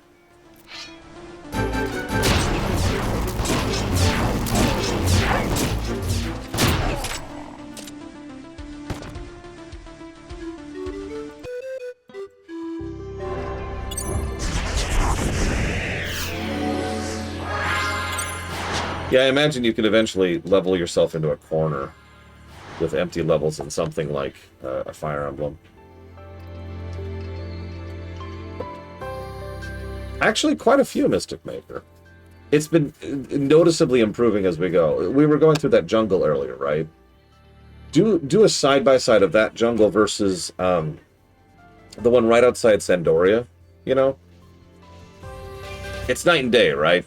Like, you could tell a lot more work and effort was put into the placement of the trees, the design of the trees, the layout of the terrain, the usage of bushes, and just general obstacles and objects in order to try and make it look a little bit more like a freaking jungle. Even the place we're going through right now actually looks pretty solid. Especially in comparison to some of the earlier places. A lot of the vanilla dungeons are one boring texture. Paste, paste, paste, paste, paste, paste, paste, paste, paste.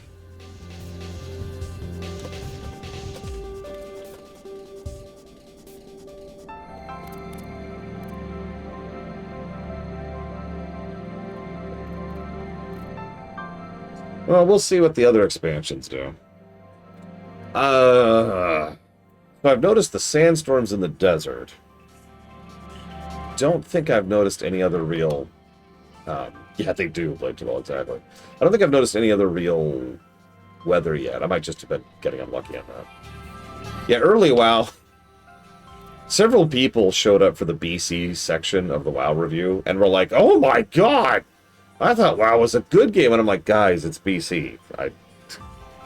I said all along, this is how this is gonna be.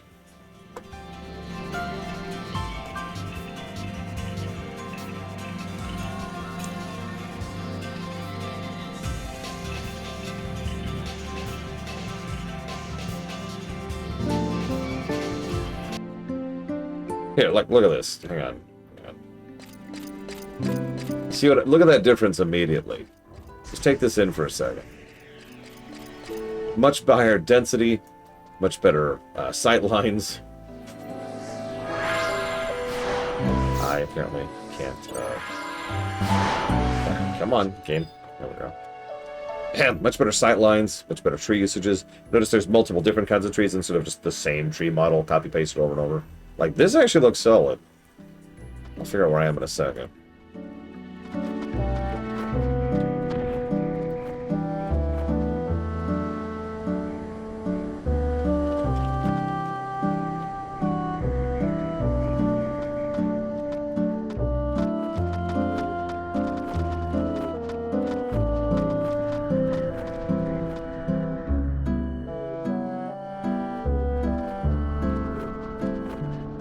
Oh, absolutely. The we're not talking about the gameplay. In fact, where's this? The foul. Hang on, let me write this down. There we go. Sorry. If you're wondering why it muted just now, the mute button happens to be the same button as open menu on my keyboard, which is why I don't like to use that button. I'm not going to avoid it. Okay, got thing. Just...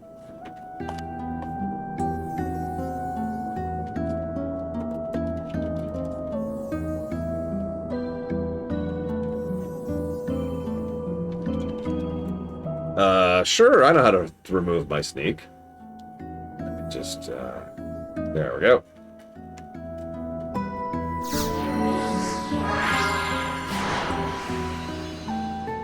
Yeah, I didn't think that would work. Alright, plus plus. Oh god. How do I...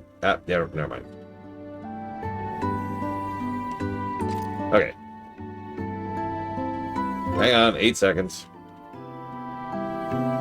I've noticed more of the zones have music in the later stuff too, which is also nice. Giant empty swaths of nothing do not very engaging zone traversal make. Okay. Bahaflau.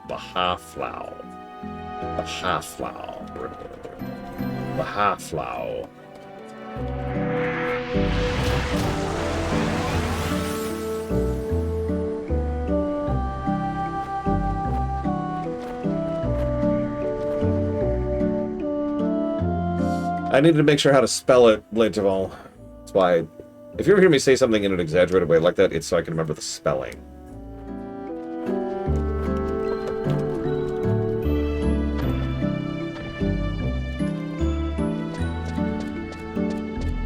I mean, that would make sense. That's why they're called Fire's Day, right?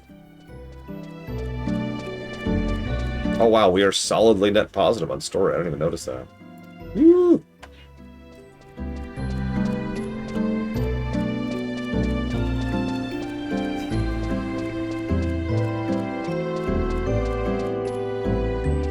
And slowly improving.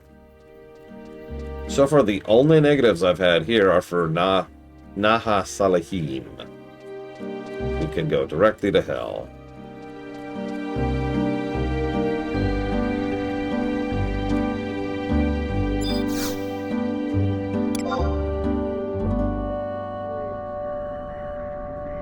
Yeah, I'm sorry. I do not particularly want her to step on me.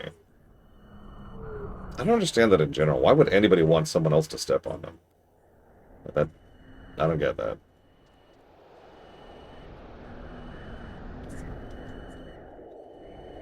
We're at 1900 hours. True, Meta Overlord. Pretty much since we hit Promathia, it's been very leaning positive on the story axis. Look, I'm not here to kink shame, but I'm gonna kink shame you. What's with the stepping? Yeah, no kidding, Mr. Red. Hi, I'm an evil CEO. By the way, I'm gonna step on you. And I'm just like, okay.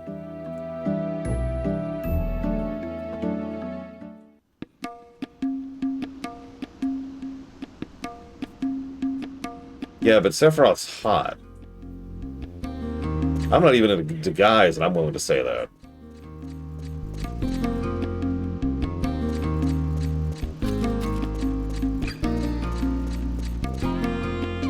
I have so many ace people in my community. I find that wildly funny. No, I think we talked about this, Valerian. Me and Bluewind had a lengthy discussion about this. Most Final Fantasy villains, probably on accident, are very ace-coded. It's fascinating to think about, because it's almost assuredly an accident. Except maybe in Vayne's case. I could see Vayne being deliberately ace. So coded is a way to refer to someone being written in a way to indicate that they are supposed to be like that thing. Right? And ace means asexual, although that's a gradient, rainbow, etc. But so someone who is ace-coded is someone who is written to be in that direction, right? Now, in some cases, that's kind of whatever, like Garland, Mateus, the Cloud, it's whatever. But someone, again, I'll point to Vayne as a perfect example. This Vayne is someone who clearly has, yeah, Sabin's actually a good example, let's do it. Vayne is someone who very clearly doesn't express even the tiniest interest in romance or sexuality at all. Just complete blank wall, right? There's nothing there. And so, because he is so well characterized and because we get so much character for him, we can pretty clearly say that he is ace-coded, whether he actually is or not.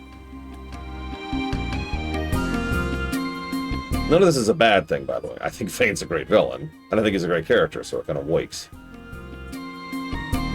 I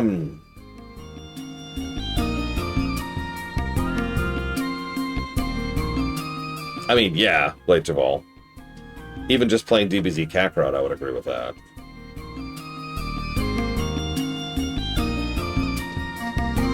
Nimona? So Nimona is very much not ace, actually. She strikes me as very bi, because she doesn't strike me as someone who gives a damn about any direction. I actually, if you remember, I nominated Nimona as my favorite romance of that particular of last year's games, because even though the relationship she has with the main character isn't necessarily romantic, it kind of is, in a very friendly way. I have trouble describing it, but anybody who's played the game kind of tends to nod their head at this point when I start describing it. She strikes me as someone who really is like a life mate kind of a situation with the main character. Someone she can be with herself. Someone she can be with and be herself with, right? Someone she doesn't have to... Yeah, she has great chemistry with us, exactly. Mask off. Doesn't have to hold back. Like, there's a comfort level there that goes beyond friend, which is awesome. I actually really like Nimona, for what it's worth.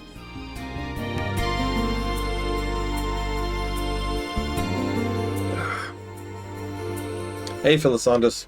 Thank you very, very much for the sub, as always. Yeah, exactly. Arven is much more the traditional rival archetype. And he goes through the typical archetype, rival archetype character arc, too. So that's going towards Command and Conquer R, FF4, Comparison Block, and the Xenosagas. Thank you again, Philisandus. And we're at 2100 hours. Right.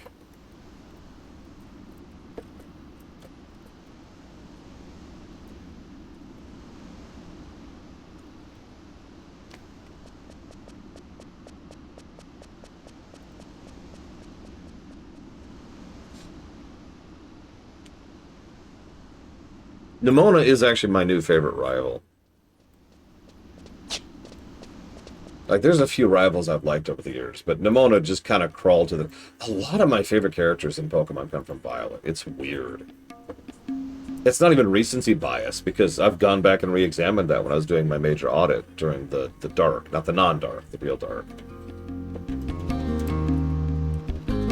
Larry's awesome. I'm sorry. I don't even want to hear it.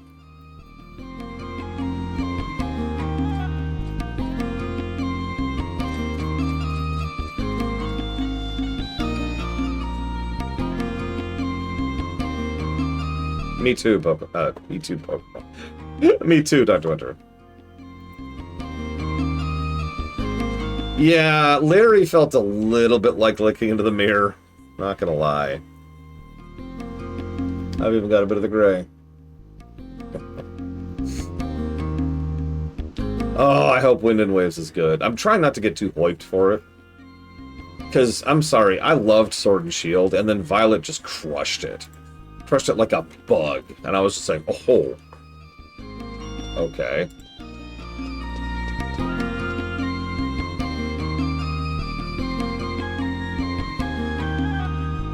Yeah, no, exactly.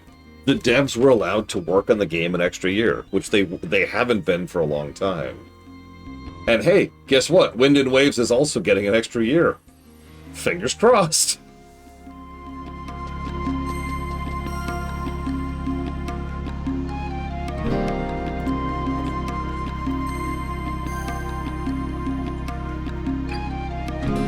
If you remember, I did end up giving Violet negatives for the launch status of the game. For obvious reasons.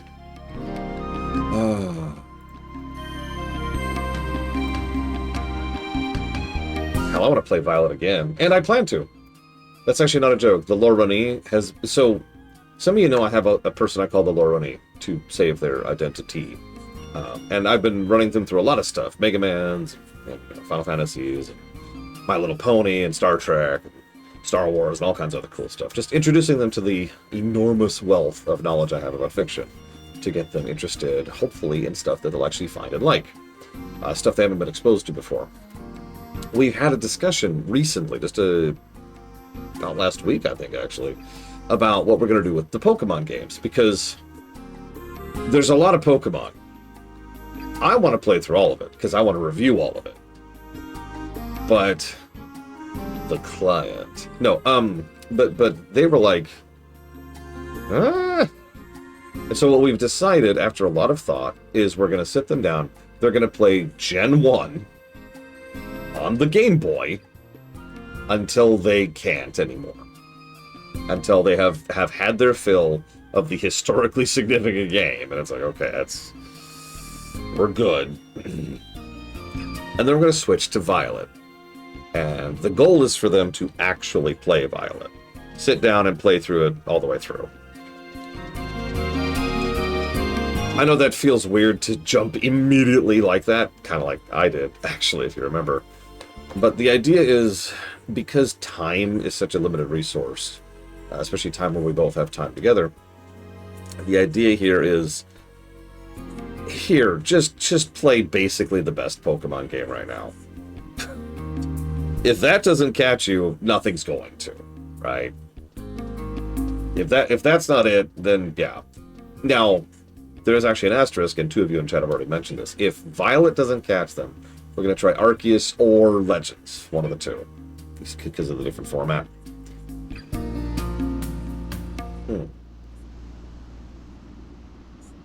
Oh, we're definitely going to use rentals on this, and it's going to suck. We haven't played through the Zeldas yet, no, Ross, right? The most recent thing we did, I actually was talking about this, is Final Fantasy IV. The reason why I discovered that the FF4 Pixel Remaster translation is so bad is because they were playing through FF4 PR with me. And it's like,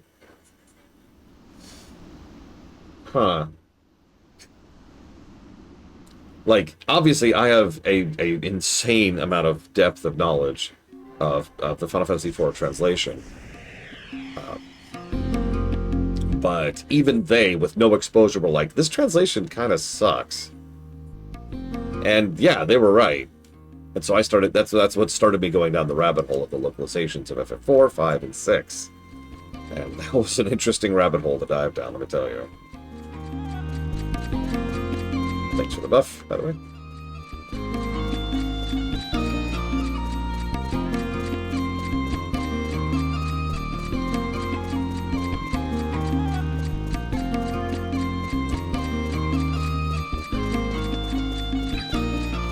I guess it never even occurred to me to question that, Braglin, because that's just what the rival battles are, and have been since Gen 2, I want to say. It's an old thing. Oh, okay. Why do I think the translation is so poorly handled?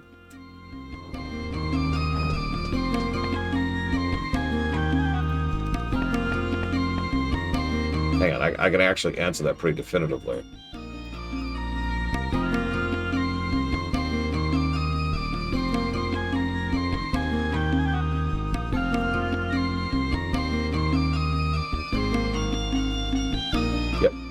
So, right about when the GBA games were coming out back to back to back was when Square had finally nailed down an actual proper localization team and localization methods. That's true, literal.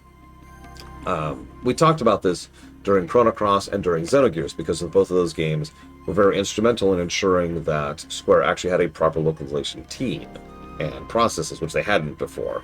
They just kind of bumbled their way to success or leaned on Ted Woolsey. There's a reason he quit after just like 5 games with them. So, that new team was like, yes, we're finally going to properly localize the game and it's going to be great and awesome. That game, the first game that team worked on was Final Fantasy XII. Now, if you remember Final Fantasy XII, FF12 has a really freaking good localization.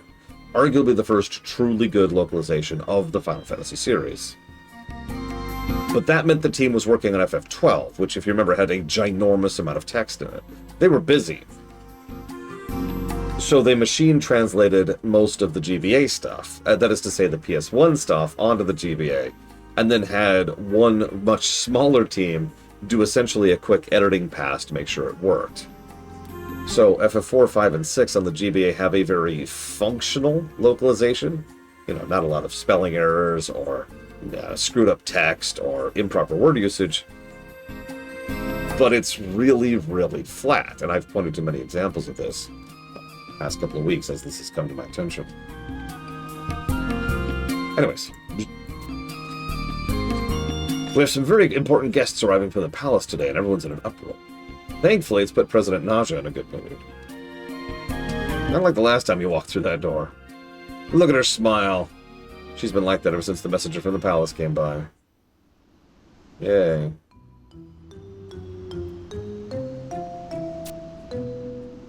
She gets this stupid song, too. This is quirky and cute song, which doesn't help anything. Lore Runner, how long have you been standing there? You don't just sneak up without announcing yourself to your superior. Oh, I'm sorry. That's why I was staying quiet.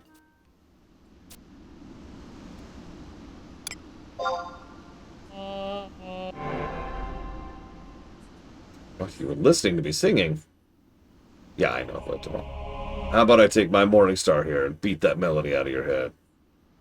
I would literally pay you money to swing that Morning Star at my head, because I'm pretty sure the mace would give before my skull would.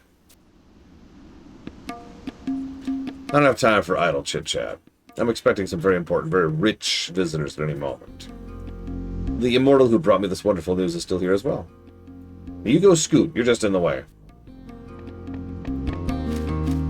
President Naja, you have visitors. May I present the Honorable Afmao, the Palace Puppet Master.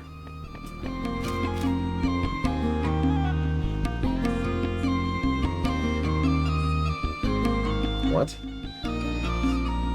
You're early, isn't that wonderful? Oh my god, it's Ben One Eye! Finally! I can finally say the right name. At long last. Please be at ease. What's with the up-jumped puppet? I believe her name is Ovjang? That's what I'm asking. Was there something... You're most gracious to take the time to visit our humble offices. Please come this way. What a disorganized operation. That's right. You've yet to be introduced. This is the court puppet master, Afmao. And this is my dear companion, Ovjang. Please forgive my ignorance, Miss Ovjang. I am Naja, a loyal servant of the Empire.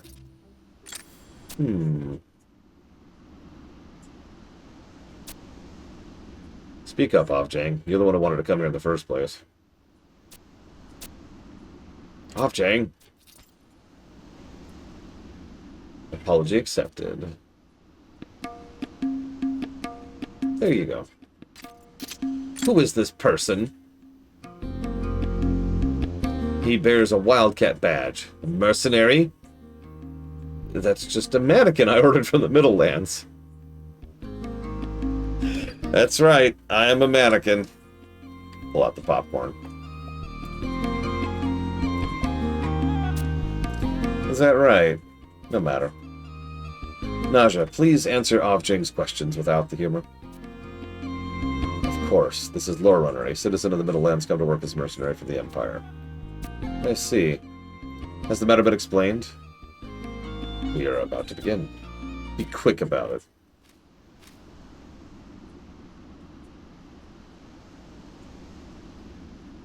Naja, I will now read to you a confidential request from Najmira II, Empress of Atuka. Please continue. Salahim Sentinels, we are hereby order you to ease the hearts of the people by uncovering the truth behind the rumored ghost ship. If this rumor proves to be nothing more than a hoax, you are to deal with those responsible. Ghosts? Is there a problem? No, no problem. I humbly accept this honor and promise to serve the Empire in any function she should require. Oh, one more thing. The task is to be carried out with utmost secrecy. Draw no undue attention from the citizens or soldiers of the Empire. For this reason, command of the operation has been given to Afmao. Puppet Master. Surely you have no cause for disagreement. Not at all. Great to have you aboard.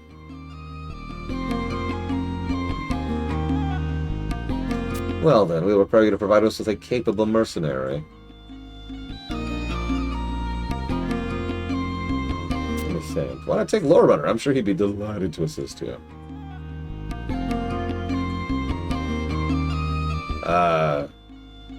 Why are both of my options no? Excellent. You will receive a reward based on your performance. Thank you for your assistance. We have vaults full of coins for a diligent worker.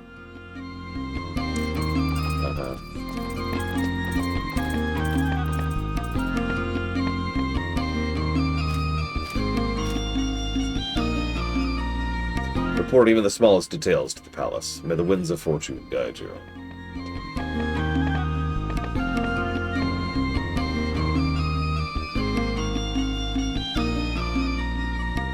If we can fulfill a direct request from the Empress, this company's prestige will go through the roof.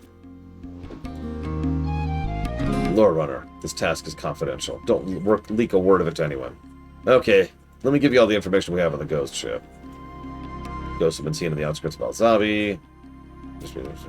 First sighting was there on the island, the Kirin.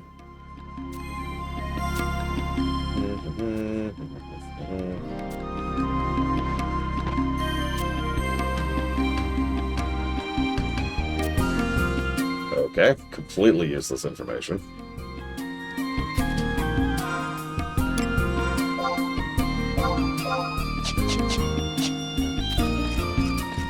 Do it, Mr. Red. Do it, Mr. Red. I don't want nothing left. Feed her to the pigs. I think another thing for me, Bregwin, not that I'm trying to sell you on Demona.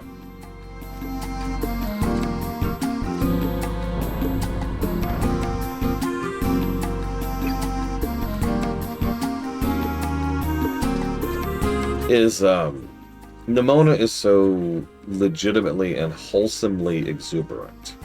Seeing that kind of infectious joy is just something I tend to enjoy. It's pretty rare. Like, she is just so happy to see you and to fight you, right?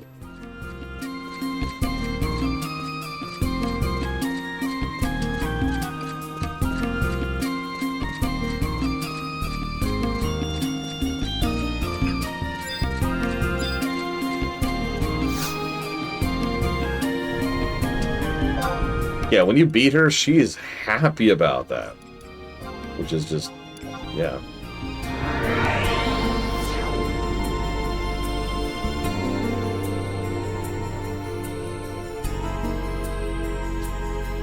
So, hang on. I swear this guide is written by a different person, because it's a little less clear. But apparently I need Jodie's acid. So if anybody knows where Jodie is, so I can steal her acid, that'd be great.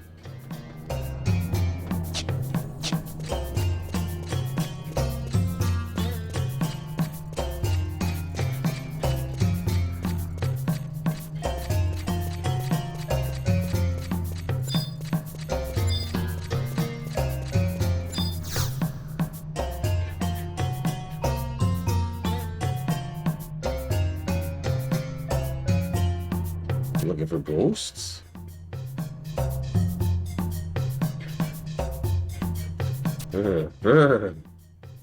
Papa and love ghosts. Maybe you are a ghost. I am the Lich King.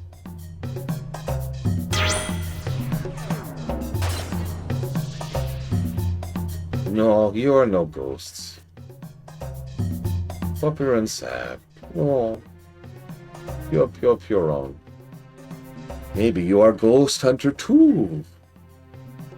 Oh.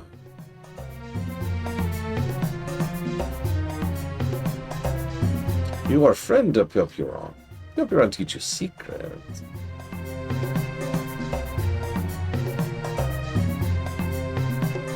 You go west of here, many rocks and stones. Find plenty of ghosts.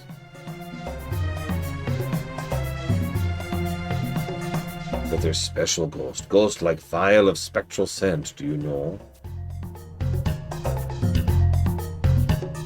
You take this. Nothing in pockets.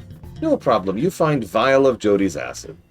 Okay, there we go. So yes, I need the vial of Jody's acid. Okay, good news. We don't have to go back to talk to Twitface.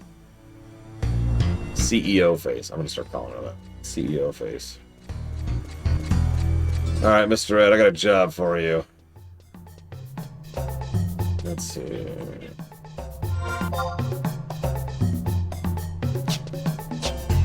I want you to go step on CEO Face. Okay, so where are we going? Oh, anywhere, actually. We need Emeritats, Great Emeritats, and that's it.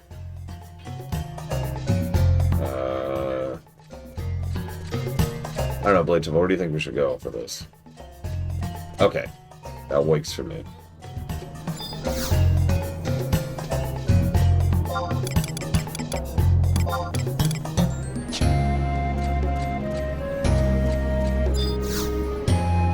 Show.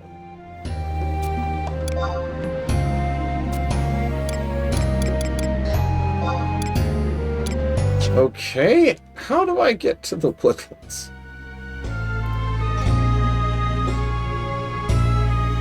Apparently there's a survival guide there, which I do not have.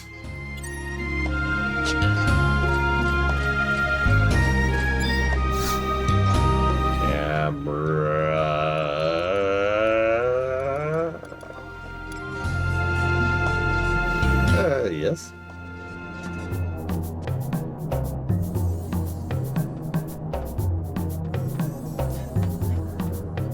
Back to Mamook. Ah, camera! Camera. Okay. Damn it.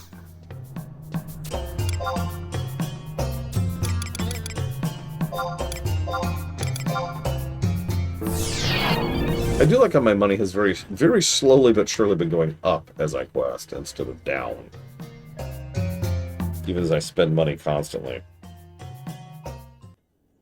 Because every now and then I get a quest that's like, here's 20,000 gil. Oh, thanks.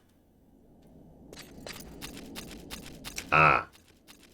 I understand everything.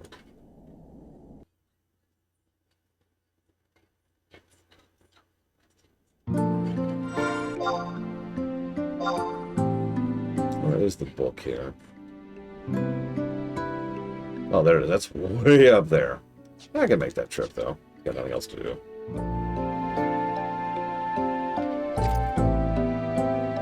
Come on, game. Come on, game. Oh, there's the Jody's acid. Immediate drop. I'm gonna go ahead and get the book anyways, just in case. Yeah, literal first kill. Oh, God.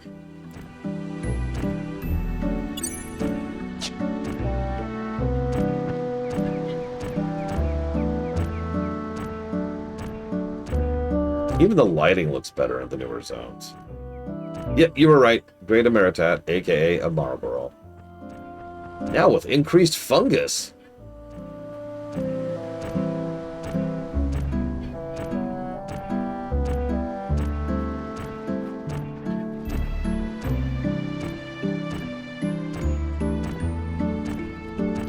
Is your Marlboro low on fungus? Do you need to make sure that they've got that wonderful, special, sickly smell? Fungus Among Us has your back. With just a few quick treatments and a low monthly payment of $5.99, we'll be able to make sure that your Marlboro is as squishy, squishly, squelchily disgusting as is humanly possible. Or should we say, monstrously possible? That's just a bit of corporate humor, don't mind me.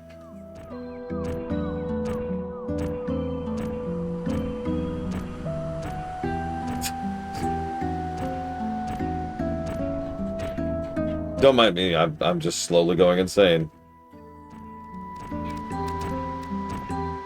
I need to rest my eyes. I'm actually starting to get your eye twitches. I'm gonna look outside for a second.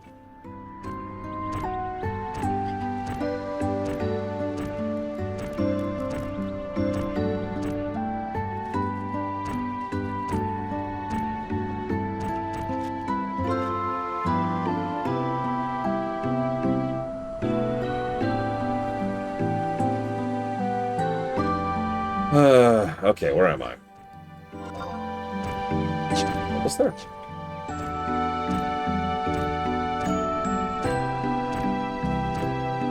Yeah, I figure we have a decent chance of beating Octagon by, I don't know, Monday-ish.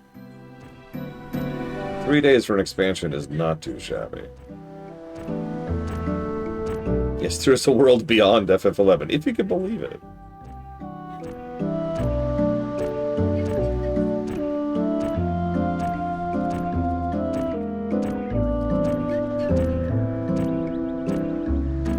Oh, and since someone was actually asking earlier, so we've got to have a final boss, right? I'm guessing it's going to be the Vizier.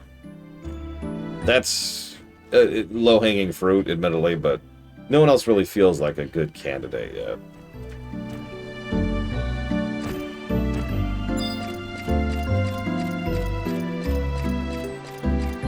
Oh God, don't say that. Don't destroy my hopes and dreams.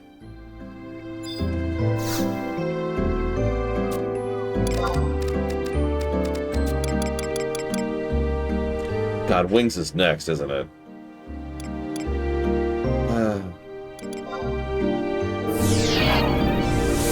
The one I'm actually unironically looking the most forward to is Rhapsodies.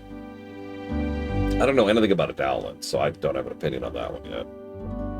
But I've seen a chunk of Rhapsodies kind of on accident, just from, you know, doing stuff. But Wings... To be clear, I've already not committed to doing all 3 city-states in Wings. In fact, I'm pretty sure I'm going to commit to not doing it. I still need you guys to come up with a consensus on which one we do.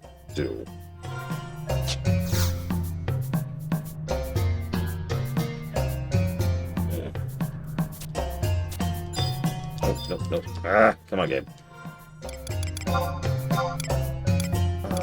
Where's my phone? I have to check.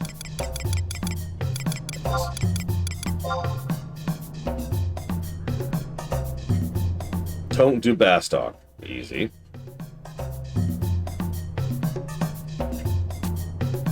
Yeah, that's what I've heard, Mystic Maker. It'll be interesting going through it as someone who's only really played this game for the last week, or however long.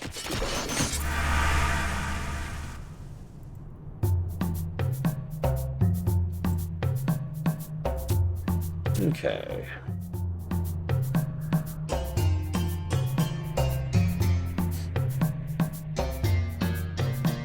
Old smell is hard to smell to make, but ghost will smell. Maybe cry. You go west. Many rocks, many stones. You find ghost. Scritch. Okay. Now I need to go to the Kadarva Mine. The west exit in Nashal. That's where I am. Oh my God.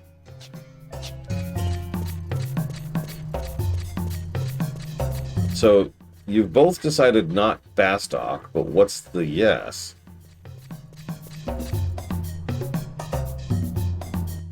Ah, I see. So Sandoria would be quickest. The Winters would probably be best and worst.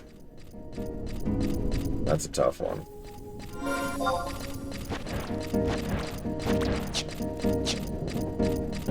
I should probably do this.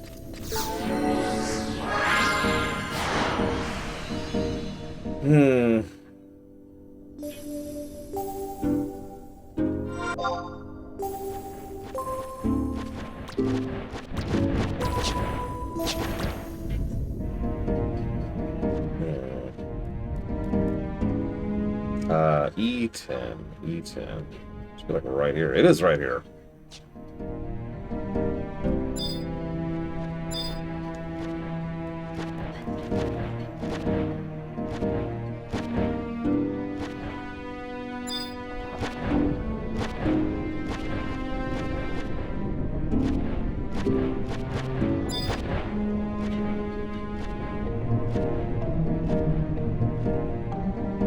Somewhere around here? Ah, that's gotta be it.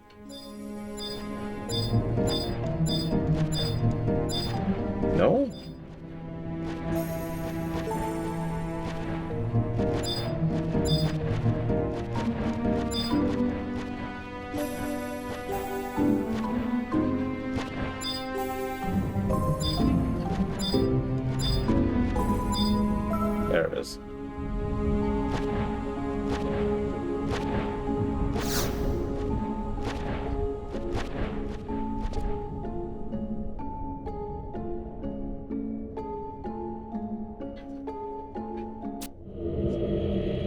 A sudden, piercing wind blows over you.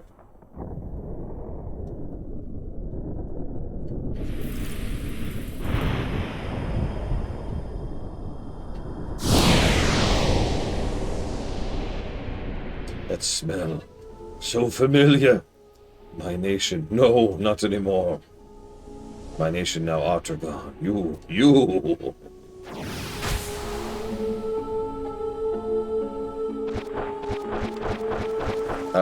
Am I leader? I am leader.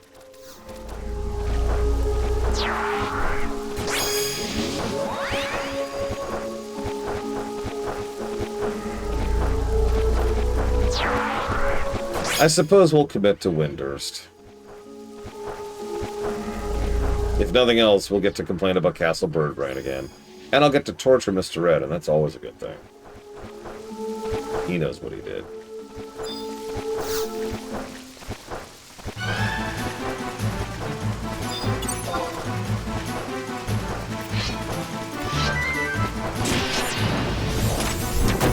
I mean, I'm ambivalent. If you want me to do Sandoria, just say do Sandoria, and I'll go with it.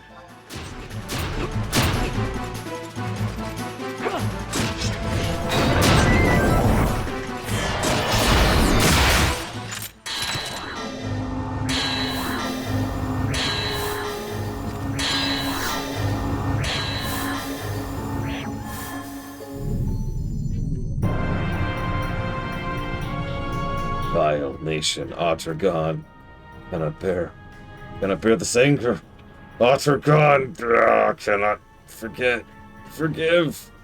Black coffin, ship of Ephraimad, sunk by that wretched nation. The coffin drifts. I know not where. The black coffin. Will no one send my words? The warriors of the black coffin must hear. Hated foe, vile emperor. Cannot bear. Anger, accursed emperor. Ugh. Will no one hear my plea? This place I cannot leave. Someone, anyone. Our revenge on the Emperor begins with the rebirth of the Black Coffin. Will no one take this gold coin that I offer? Hey, it's gold, I'm just saying. Someone to the prince's side. End the reign of the Empire. Yuzaf, where are you?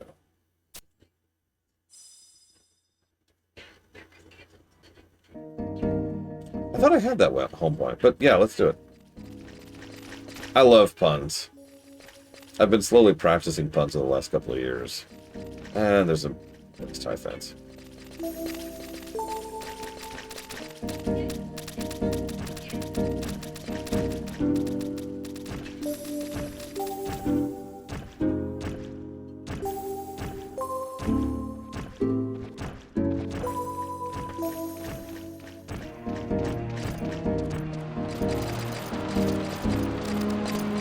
There's a couple people here. Yep, I had this one. Okay, cool. Alright, we have the coin, right? Oh god. F, I think? Do I have the coin? Do I have the coin? I don't seem to be getting a coin. Hang on. God damn it. I didn't pick up the coin. Hey, hold up. Hold up. Let me go pick up the coin.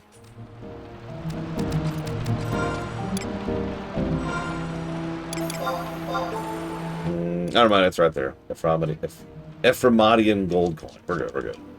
Okay. Next quest. Return to Naha Salahim. Do I have to?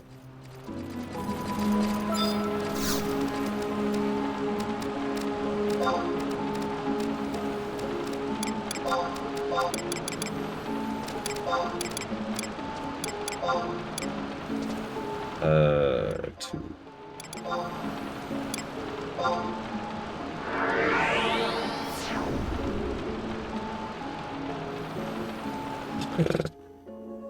So this is Dr. Winter's joke. I just want to say it out loud because I know not everyone reads chat. I was walking on the beach the other day and I saw a man pulling a clam by a leash. I winced. It'd be most difficult to walk with a pulled muscle.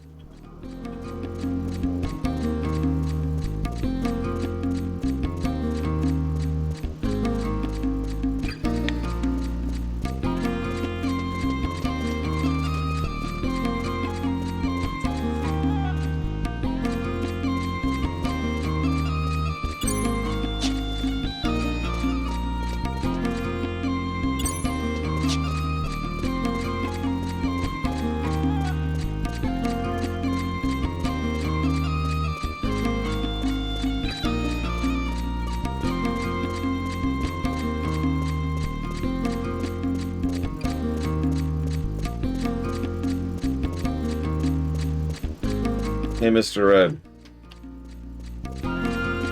2 windmills are standing in a wind farm. One of them asks, "What's your favorite kind of music?" The other one says, "I'm a big metal fan."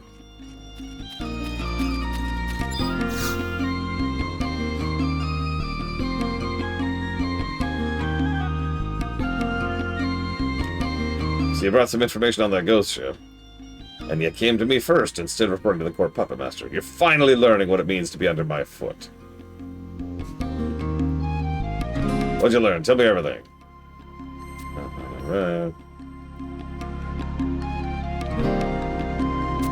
Gold ship. Lost Kingdom of Ephraim.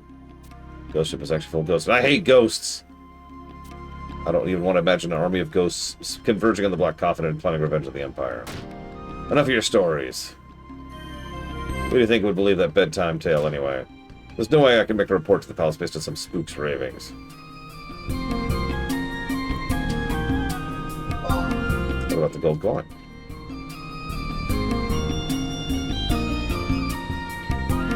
Hey, does anyone hear that weird sound? Ah! Is a high trade of gold used for currency?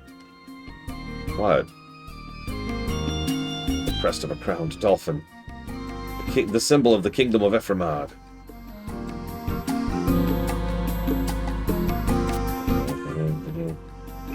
You're not familiar with the history of our country, are you? Who would I be? I'll let you off the hook. Here's the story. 200 years ago, there was a tiny nation that commanded a formidable fleet and had amassed a fortune through trade. They were called the Dutch. Though small, this nation was powerful enough to compete with the already massive Empire of Otragon. Now you'd be hard-pressed to prove the place even existed. It was wiped off the map by the Empire. The city of Al-Zabi was not always the capital. Big nations follow little nations, expand their borders. That's the end of the history lesson. Listen up, your first concern?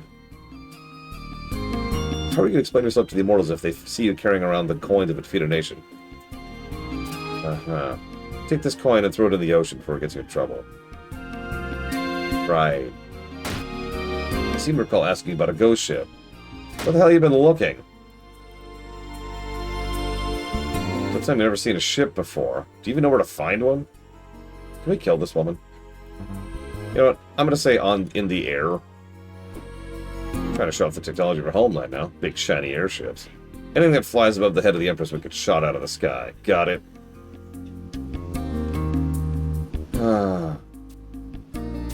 They don't make the mercenaries like they used to. Yep. Moving on.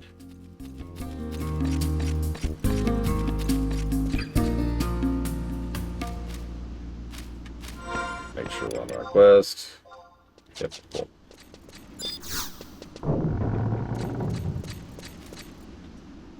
It's hard to explain puns to kleptomaniacs because they always take things literally.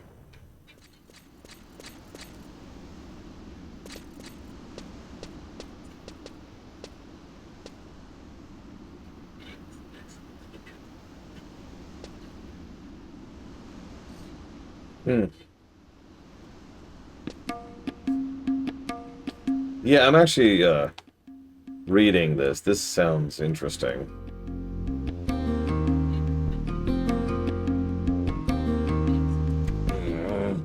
Yeah, FF11 loves its irritating characters, apparently. There's like one guy on the writing staff who's like, wait! We haven't had an irritating character this expansion.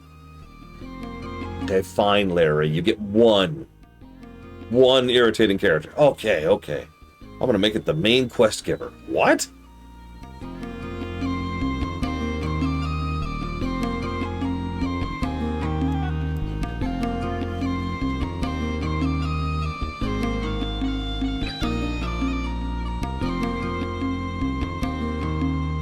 Yeah, apparently we need to go through Arapago Reef, which I've heard about. Having never played this game before, I've heard about Arapago Reef.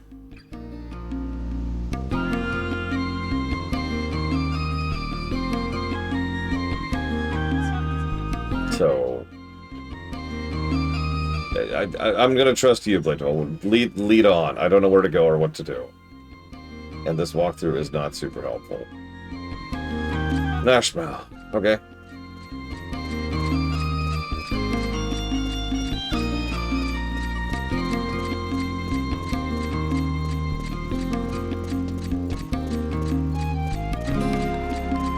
Hi, Laguna Dreamer. I'm sorry. I mean, it's hot basically everywhere right now, so I'm kind of with you.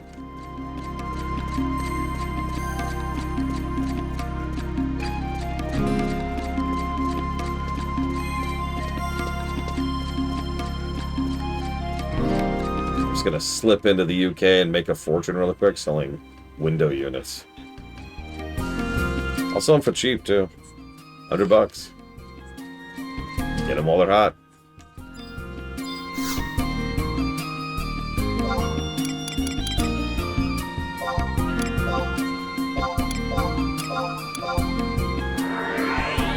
I will be right back.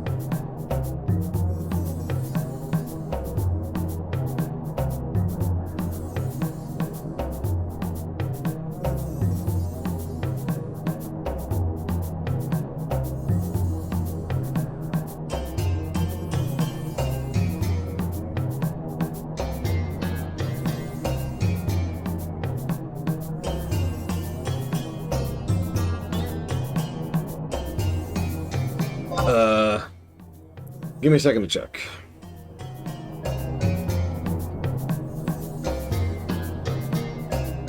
My friend's bakery burned down last night. Now his business is toast.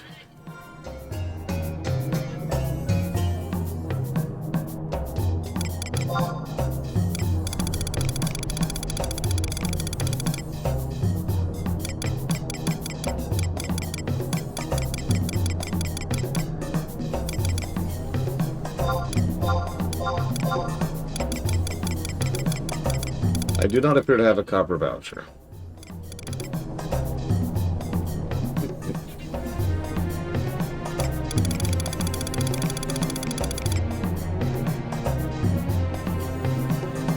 I was challenged on Falkenstein.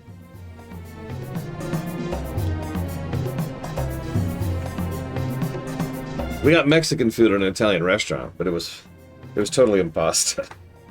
Sorry. Do I need any of this crap? Do I need a snow geode or high quality Avui organ or a Leminion chip or a Fuba organ or a Kindred seal or a Beastman seal or a Jack of Cups? Magic pot shard, revival root, fiend blood, mercury, bat fang, bone chip, faded crystal. Do I need any of this crap?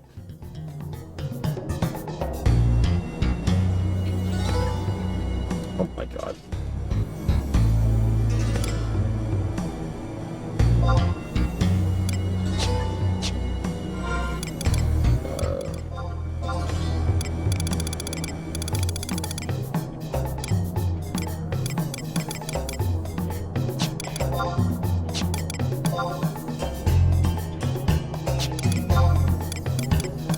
Oh, I have 21 copper vouchers.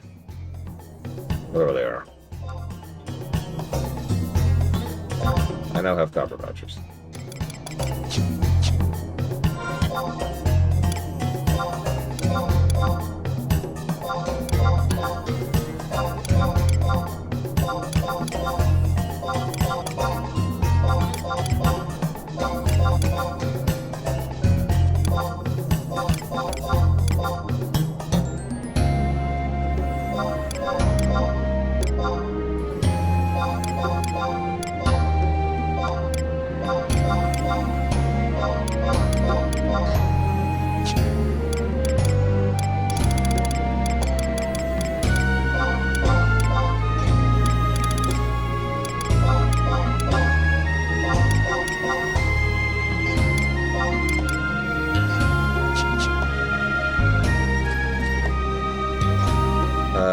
Okay.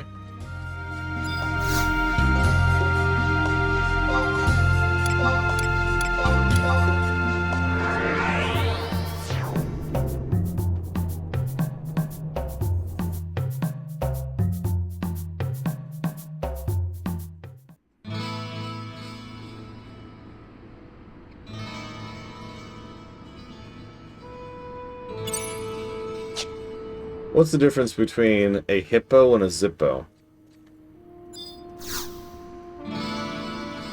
One's really heavy, the other's a little lighter.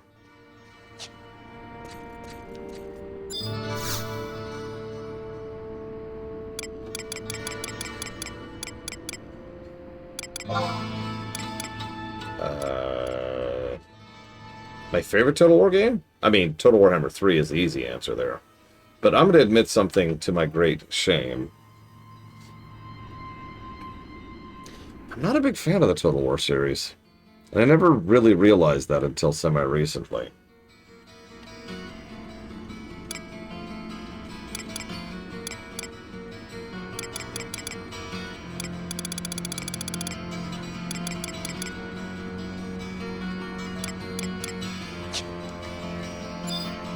So, should I give him all of them? Some of them? One of them?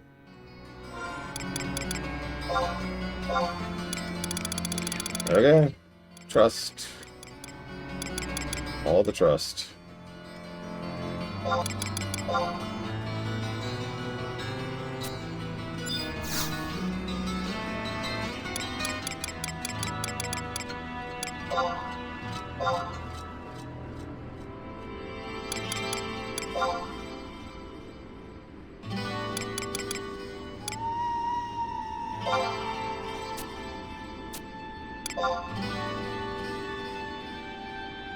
Yeah.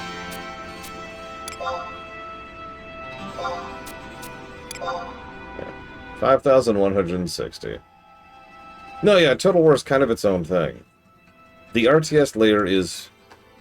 okay, I don't want to sound insulting, because they're good games, but, like, the RTS layer itself, the tactical layer, is just not engaging enough for me. It's... not that interesting. Like, it's fun, and then I'm tired of it. And the strategic layer is usually way too simple for me to actually be engaged by that either. Hey, Evo.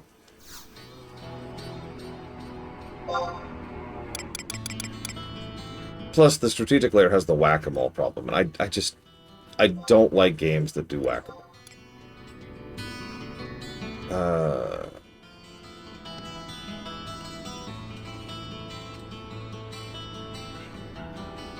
I guess 2 would be it.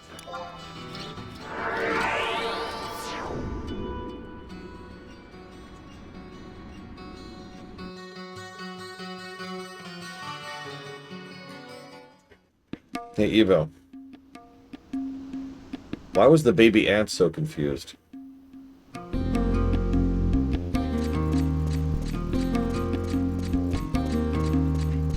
Because his uncles were ants.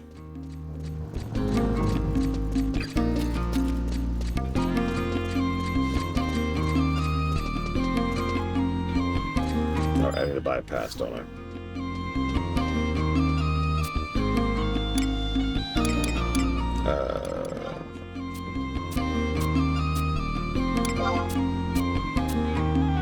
Right? I need a pass, right? Verifying. You are a terrible influence on me, yo. I love it. Okay, where to?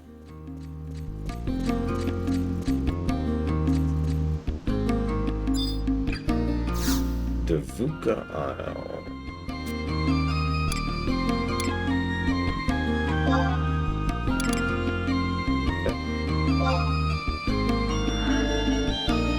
Pop flips.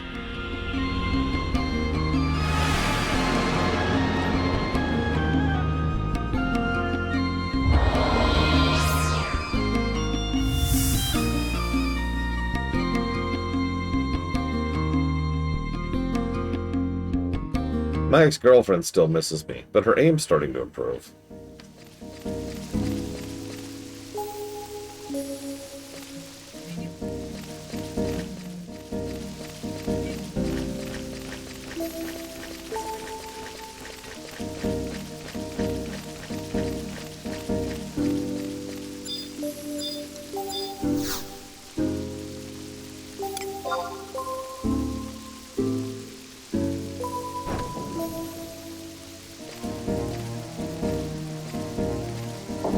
See, I'm the flip of that, Dr. Winter. I could go into details, but it's just not my thing, right? That's all it is. That's what coffee means, right? Have you done treasures, Mr. Red? Like, I forget exactly what you've done of all this. I actually think I did miss your question, Elizar. Let's see. Question from Elizar.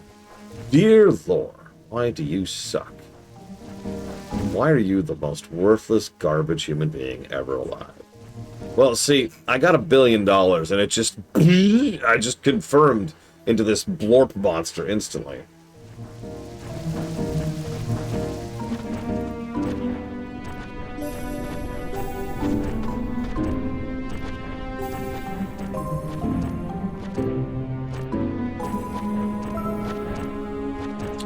I legitimately don't see a question for you. The last question I see from you, Elizar, was the one about the evil kings and queens thing. We've kind of answered that.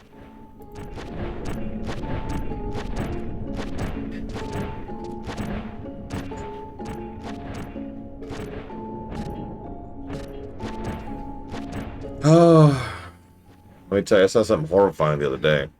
The past, the present, and the future all walked into a bar. It was tense.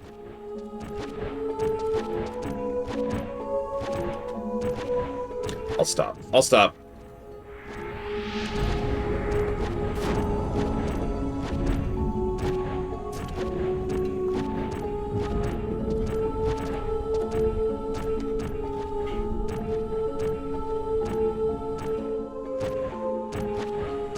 A book in second person future tense. So I've read a couple of books in second person. But future tense? I don't think so. Evo, you've read a lot more than me. Have you ever read one of those? Stealthing it up.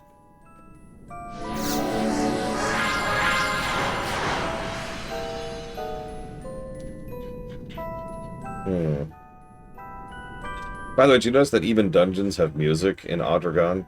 So no music negatives. I know that's not saying much, but hey, I'll take every negative that we can dodge in this game.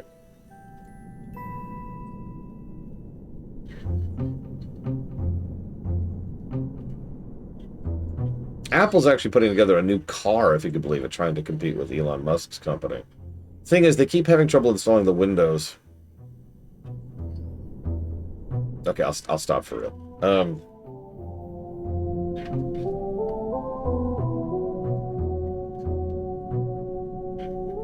Nice place.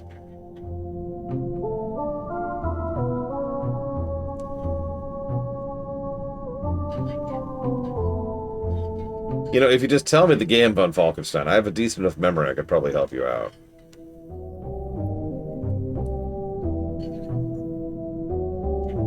I might not.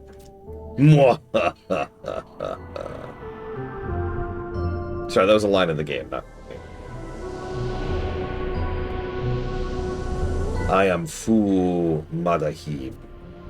I don't get many visitors on the edge of the reef. What could you be looking for? You don't have to answer me. I know what you seek. What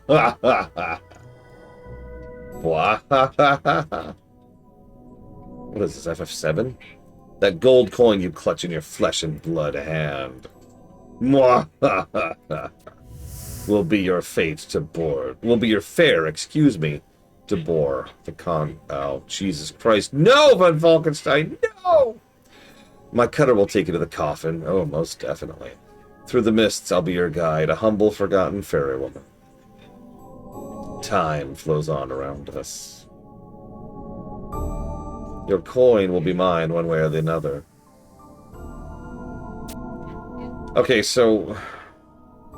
Does your courage fail you? No, I'm good.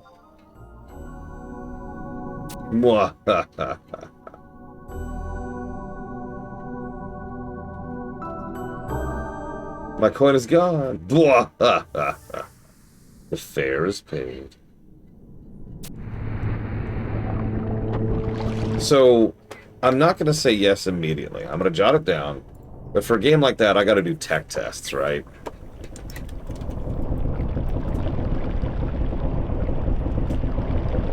But I'm pretty sure I own it already. So, I'll do that tonight to verify.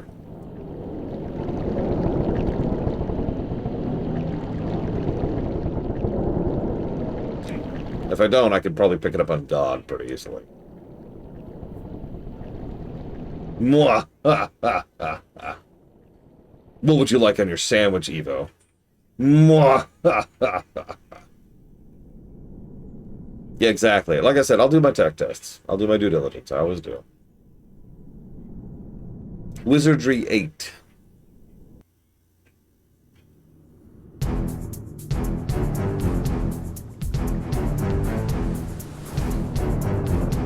Mwah! No onions. You got it. Want tomatoes?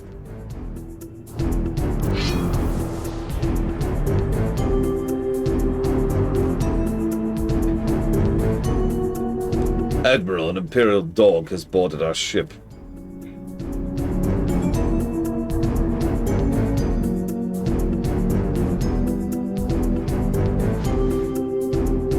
Kill him.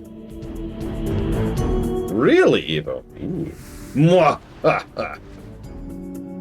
Alright, this place will be your death. We must retreat. So, I actually wanted to play Might and Magic 1, Wizardry 1, and Ultima 1. Then I looked into the specifics of what that would mean, and then I decided that I don't hate myself that much.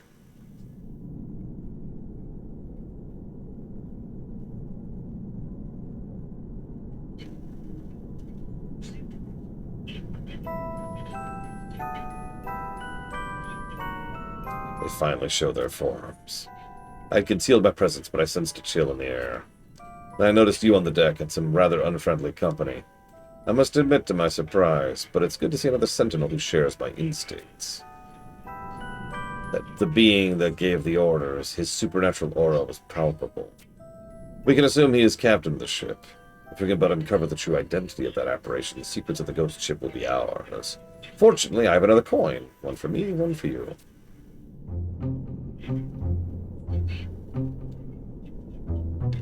Alright, let's do it. Leroy, as they say. And yep, Black Coffin. Boss battle. More than meets the eye.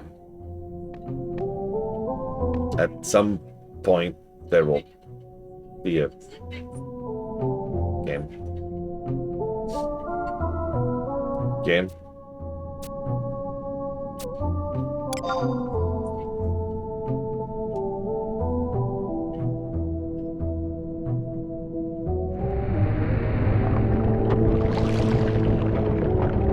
The only ones I'm actually particularly familiar with are Might and Magic 7 and 8 of those bundles. I know almost nothing about the Wizardry series. I did play with Might and Magic 10. That was...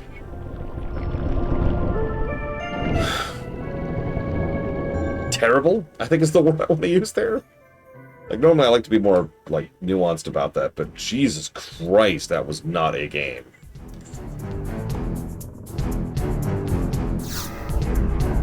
Boring. Actually, better word. It was dull.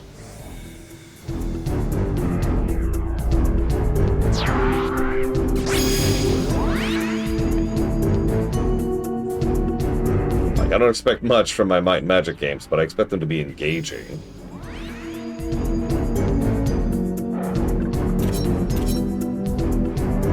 Okay, we should be good. Let's rock!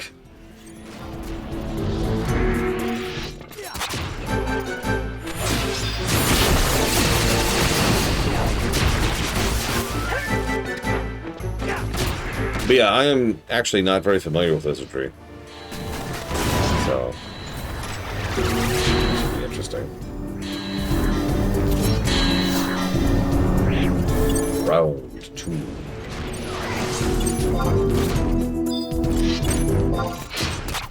Fight!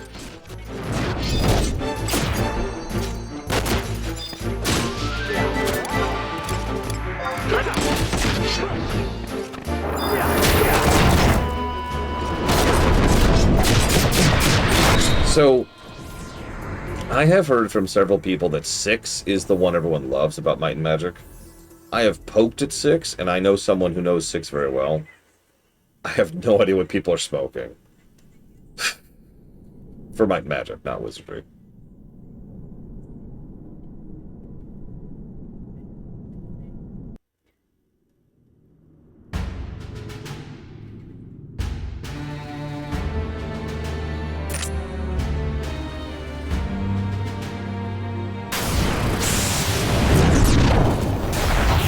Why are we on this, like, side arc of, just this Pirates of the Caribbean arc? Like, what does that have to do with anything? What are we doing here? Why are we here? I was actually starting to get into the plot, and then we started hunting ghost ships.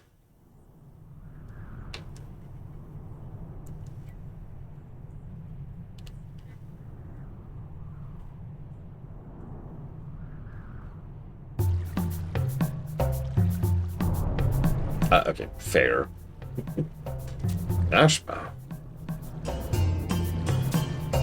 Why are we always unconscious? I haven't really seen the sequels, Elazar, so I can't answer that.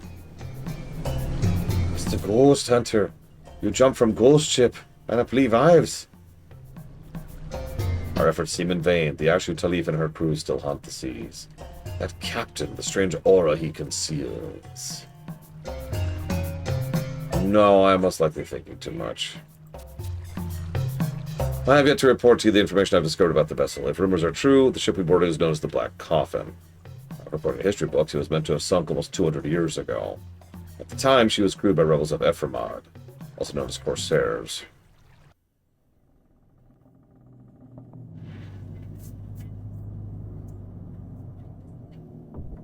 When did Treasures come out? What year?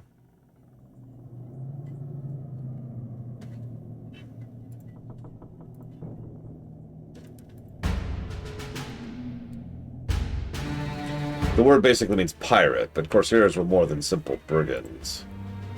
They were heroes of a lost kingdom, flashing valiantly against the vast might of an empire in a bid to reclaim their nation.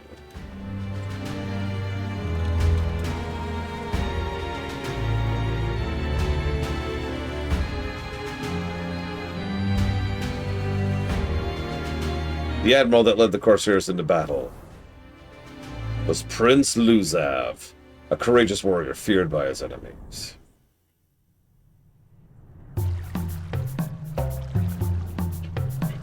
Ah, it seems my feathers have dried. They are not for plucking. I shall return to my tale. Why are they... The port of Nashau, now home to the Kikirin, was once a naval base built by surviving citizens of Ephraimad. With Nashau at their center, the Arapago Islands were the last refuge remaining to the survivors of Ephraimad. The last stronghold of Prince Luzav. He carried the torch of his people's hopes and turned into a blazing inferno for vengeance. If the rumors are indeed accurate, then the man we encountered on that ship... Stop plucking him. We're in public.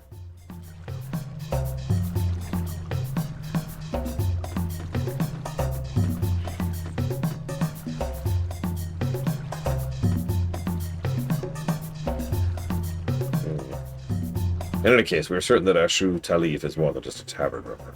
It may sound like another fairy tale, but I intend to report everything I have to President Nasha. If we tell her the same story on different occasions, she may place more credence to the story. Our mercenary assessment should benefit from this as well, don't you agree? Very well. So yeah, Pirates of the Caribbean 1 came out in 2003.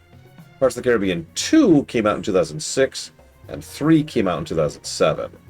And that was pretty much the height of Pirates of the Caribbean, fervor. So...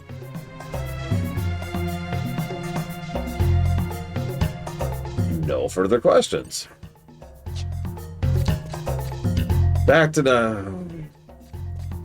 So, favorite Assassin's Creed Pro Tech. Let me get this out of the way. Ezio. Duh. I'm sorry.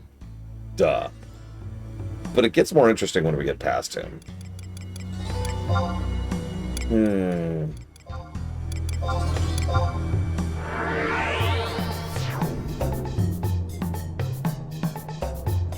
Yeah, exactly. Ezio's kind of the default. He's well acted, he's well characterized, he has the most thorough arc. In fact, he has multiple arcs. He is also in the series Got Good. Me too, Mystic Maker. I thought they were going to go that route with it for a while there. And then they rebooted the series twice because they had no idea what they were doing with it. Anyways.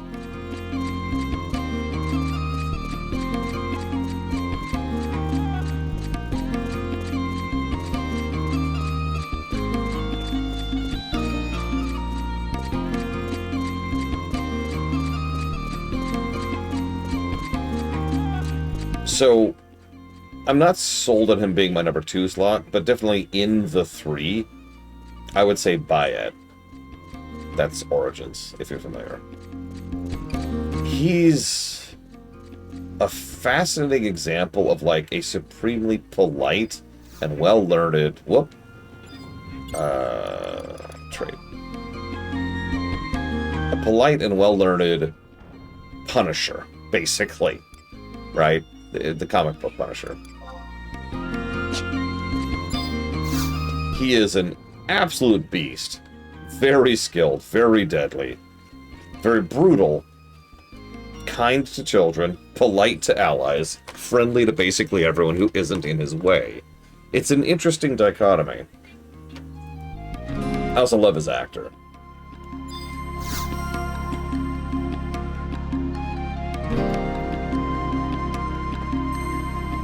Welcome back. I've been pacing a groove in the floor waiting for you to get back. No need to mention any more about the ship. I think I know everything I need to know. You paid the coin to get some ancient Corsair for a ferry fee, didn't you? Then went tooth and nail with the crew. That's about what Gesho told me. So what do you think the ship really was? It's the... Pluck my whiskers. That's the same answer Gesho gave. You two didn't cook up the story together to try and put one over on me now, did you? Thought about it. But that's all beside the point. There's something I also want you to explain to me. See where I'm going with this? There's been a summons from the palace addressed to you. Could you stop doing that to your desk? I exercise my rights as president and open it for you. Okay. You really are a piece of work, you know that?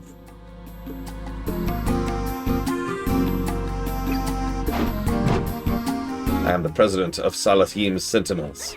I will not stand to be upstaged like this. Who are you again?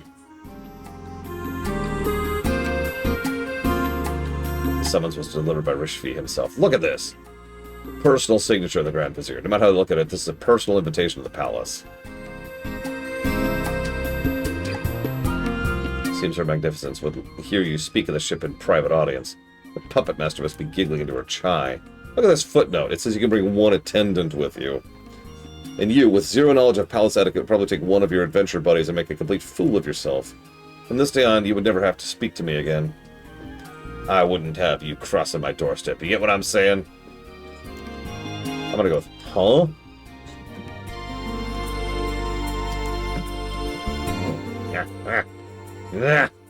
Die! Alright. Well then. How do you intend to make up for this insult? You can be my attendant. Sorry, what was that? You can be my attendant. You can be my attendant! Blah.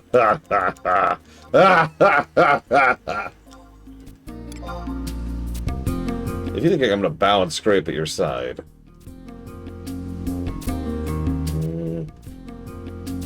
Oh my god, I hate this woman. Yeah. We can't have you turning up at the palace wearing that. What kind of outfit do you want to see?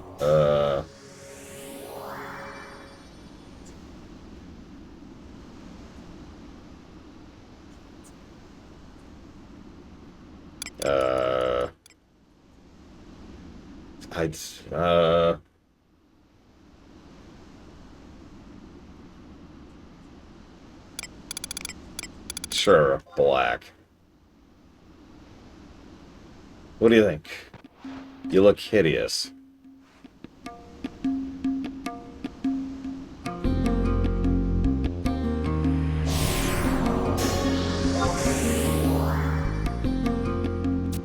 Yep. You need to wear threads of this quality to be able to get in the thing, blah, blah, blah, blah. There's a gigantic list of armor that's acceptable for this section. Negative to gameplay, by the way.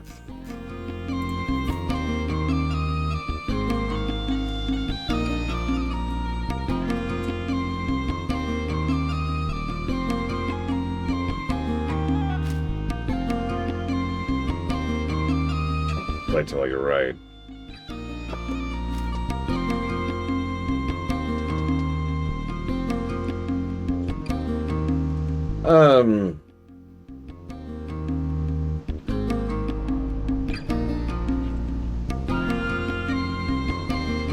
Yeah, the problem is I feel weird picking anyone other than Edward. So Edward, Bayat, and Ezio, I think, are going to be my trio. I haven't even looked at this screen in a while.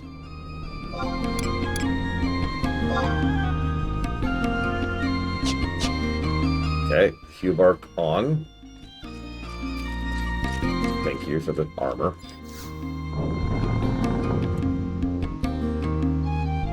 Yep, I definitely know how to turn off my glamour.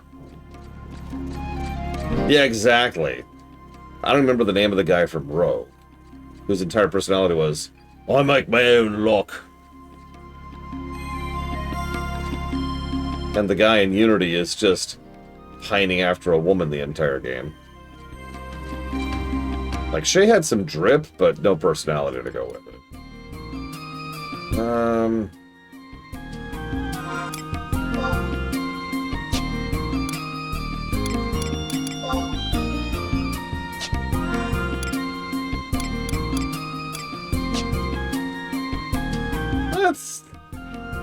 let's see if I don't have to.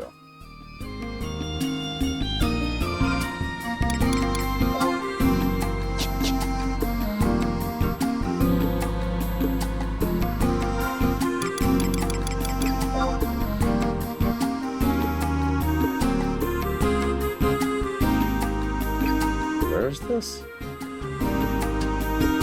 Oh, way over there. Okay. Hang on, Alright, so I know lock style off, but I'm actually curious if I don't have to. So I'm gonna not do it just yet and see what happens.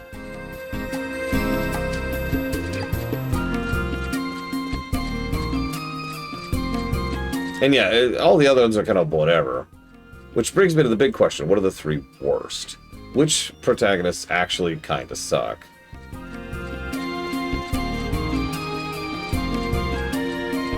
I actually think Arno, that's Unity, I'm pretty sure, is just bad.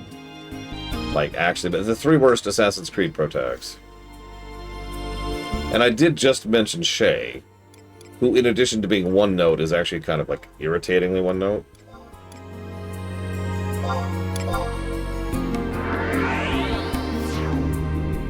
For number 3?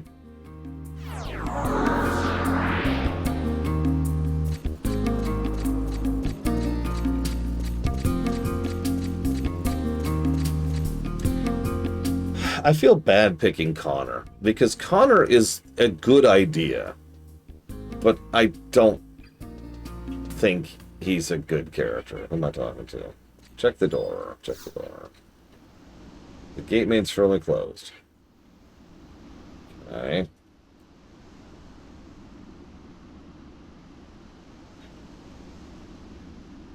Oh, for Christ's sakes. Alright, hang on. Yeah, like, Connor was bland, but I wouldn't call him bad. And again, I liked the idea of Connor. I just don't think they managed it. Actually, hang on, let's just do this. I know, Ross. Look, I'm really not trying to be mean. It's just, there's a reason I usually have the rule of only 1 nomination per game. We cover a lot of games every year, and every category can only have 30 nominees. So that means we have to limit it to 30 songs. You know? Like, I can't just be like, sorry guys, you can't nominate any more songs for Best Song of the Year, because Expedition 33 has 7 nominations. I also need to trim down Slay the Princess, which has 5.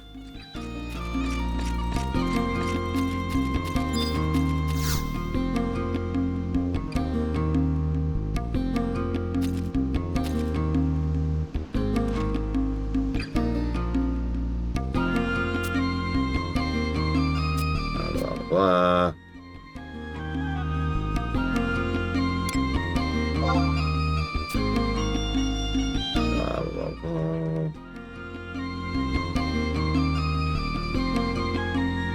Yeah, but you can see why I don't want you to just nominate 30 songs from Expedition 33 and just pick one for the best song of the year, right? Even if Expedition 33 ends up winning the actual category, that's blatantly unfair. You nominate the album. No! That's best music. That's a separate category.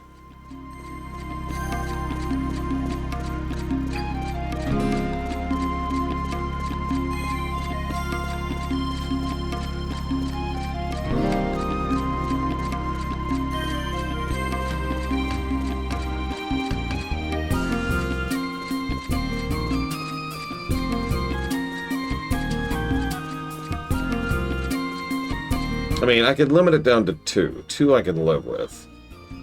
Yeah, someone type LGA really quick. I'll do it right now. What are the 2? Thank you. Put it over here in this window. Let's see, best song, best song.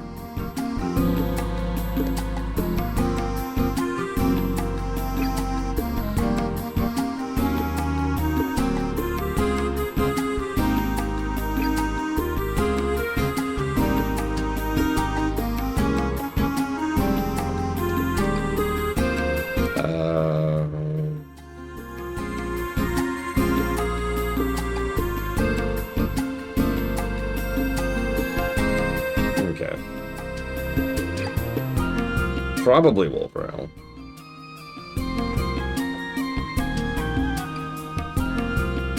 And again, if anybody knows who was nominated all the Slay the Princess stuff, let me know. Because, you know, you can be like, aha.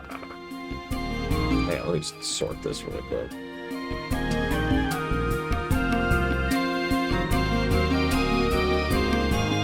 I'll live with the Sonic nominations. 7 nominations across 3 games is a little bit more tolerable. But that still leaves us only 4 slots. 4 songs you can nominate for the entire rest of the year. Yeah, we need to trim that list some more.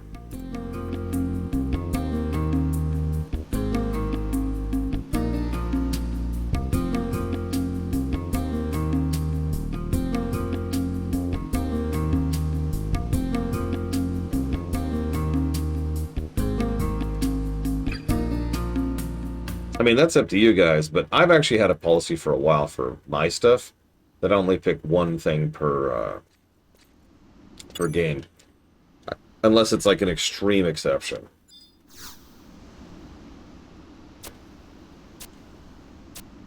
No weapons. Okay.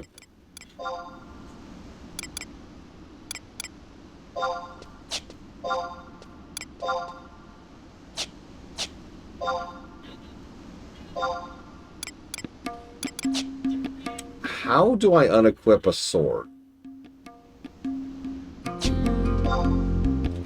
Got it.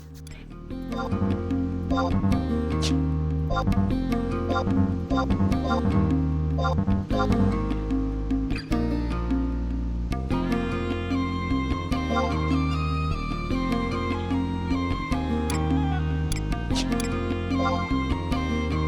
God damn it. God, I hate this game so much.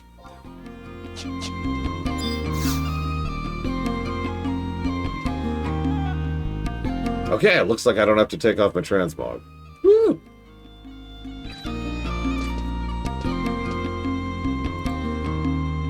Don't know what's behind the gate. This leads to the embassy. Hold up here.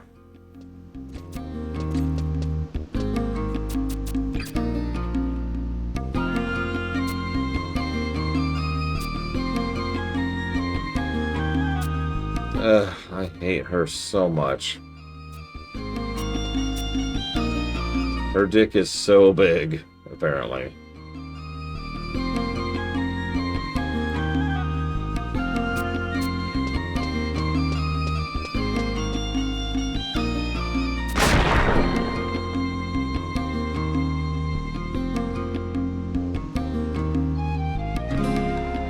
I mean, pretty much, Ross. She's straight up a CEO. She just said, how dare... She was just being all ego-y, right? Like, how dare you think too little of the president of whatever her company name is, coming all the way down to the Imperial Gate, as if she is hot stuff here, when she's being my +1.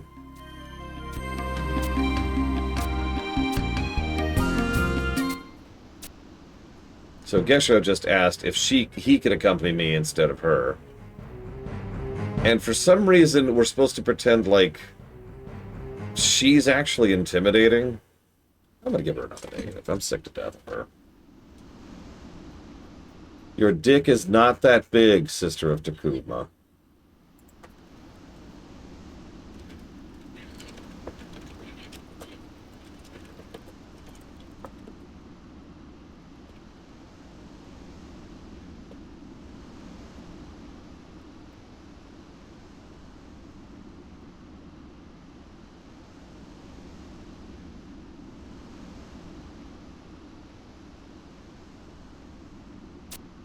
Anyways, we can go in, blah, blah, blah. I am a colleague to these people. Halt, I say, you may not pass without permission. You do me an injustice. I am an employee of the Sentinels and a mercenary in service of your empire. Being a mercenary has nothing to do with it. I hate to be saying it, but your fashion sense may be a little revealing. And you don't look like someone on the way to meet the Empress. Even if by some fluke of the imagination you were allowed to pass through the gate. Before you made it to the palace, I'd grab you by the scuff of your neck and march you back to the office. I will not have my reputation and my company dragged through the mud. I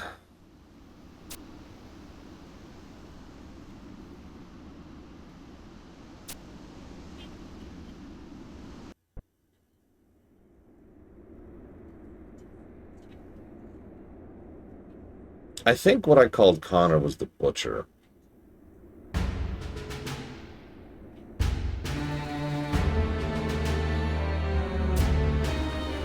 I'm trying to remember, because Bayek is just a monster. So, for uncovering the truth behind the ghost ship in the name of the Empire, we are truly grateful. Your magnificence. However, we are troubled. Yashu Talif, a vessel of the Lost Kingdom, Aftermad. I understand your trepidation, your magnificence. However, we should leave the ghosts of Ephraimad in the past where they belong. In any case, with the most powerful army in Urgum under the command of your magnificence, there's nothing to fear. Nothing to fear.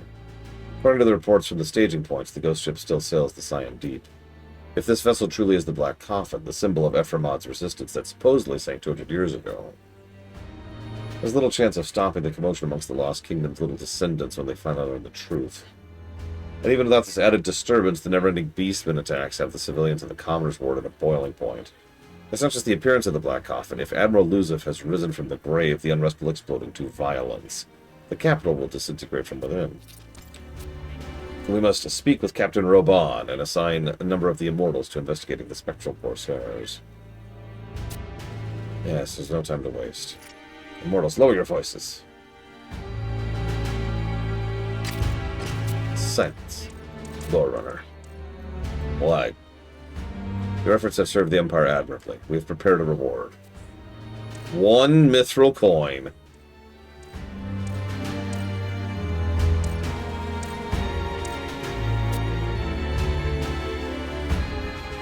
Oh, never mind. It's a helmet. Which is totally pointless. Thanks.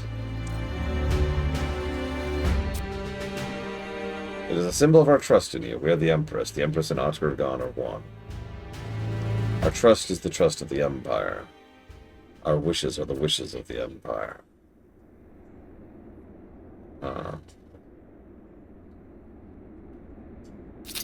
You know, this palace is terribly boring when it's quiet. That mercenary, Lore Runner. Yes, I would like to pull that one's strings again. Things certainly have become lively. We have the Beastman, the Dark Rider, and the Black Coffin, and Prince Luzef. Wonder how it'll all turn out. That's what the mercenary is for. Yes. I wanted to speak more with Lore Runner about the ghost ship. We had him come all the way to the palace. With so little chance to ask the details. Yes. It is our wish Lore Runner be presented before us once again. Oh my god, is this my romance for the... Because I get a girl every expansion, right?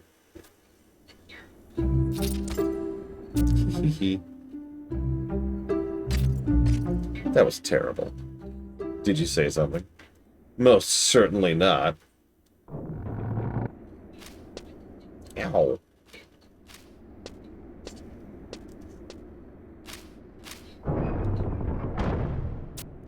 Who, Spartan?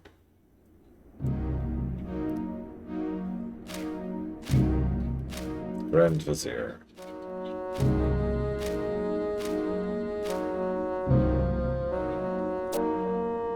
Grand Vizier, how does the Eastern Front progress?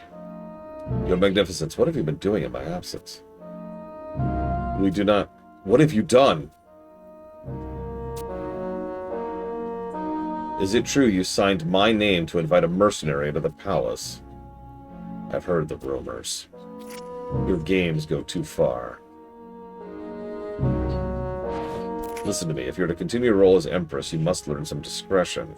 Perform the functions you're entrusted with, and to everything else, close your eyes and cover your ears. It's the only way to ensure your safety. Do you get it? Do you get the puppet motif? I am concerned for your well-being. I do not wish Her Magnificence to soil her hands with the Empire's dark secrets. You must learn to be prudent, as I am. Yep, Grand Vizier. There's such a thing as worrying too much. Yes, yes, you worry far too much. Overprotective. Overprotective. Silence. I'm sorry.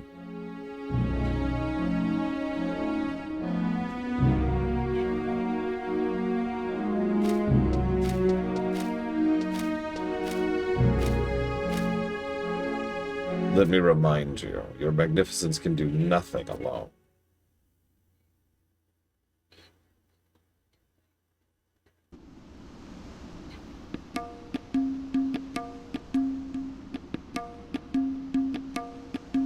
Right, don't you have something to give me?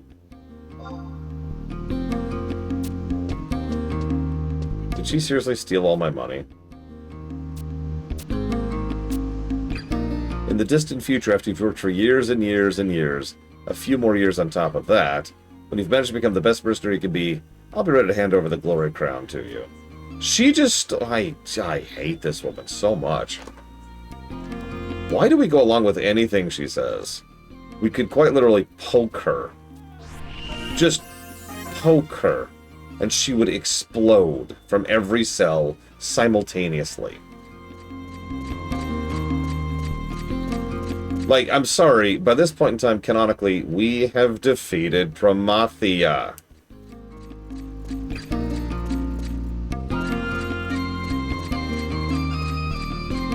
Like, let's ignore the gameplay ramifications here for a second. We are so far beyond her.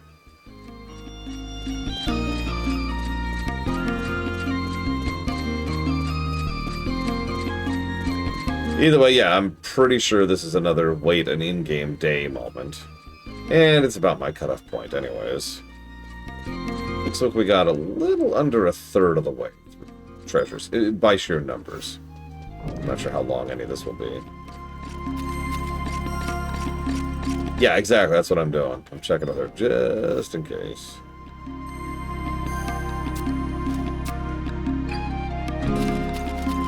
Nope, yep, she's just being a bitch.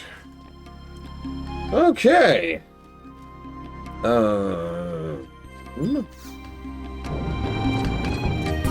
Yes, thank you for reminding me.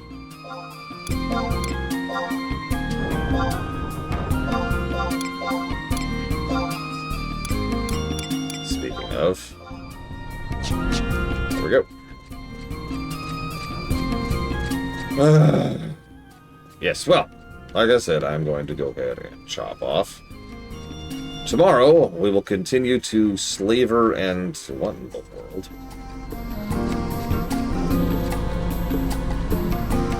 Lick the boots of someone who is so far beneath us, we have to become the new Limbo champion of Vana'diel just to be able to get down far enough to actually lick her boots. We're that good.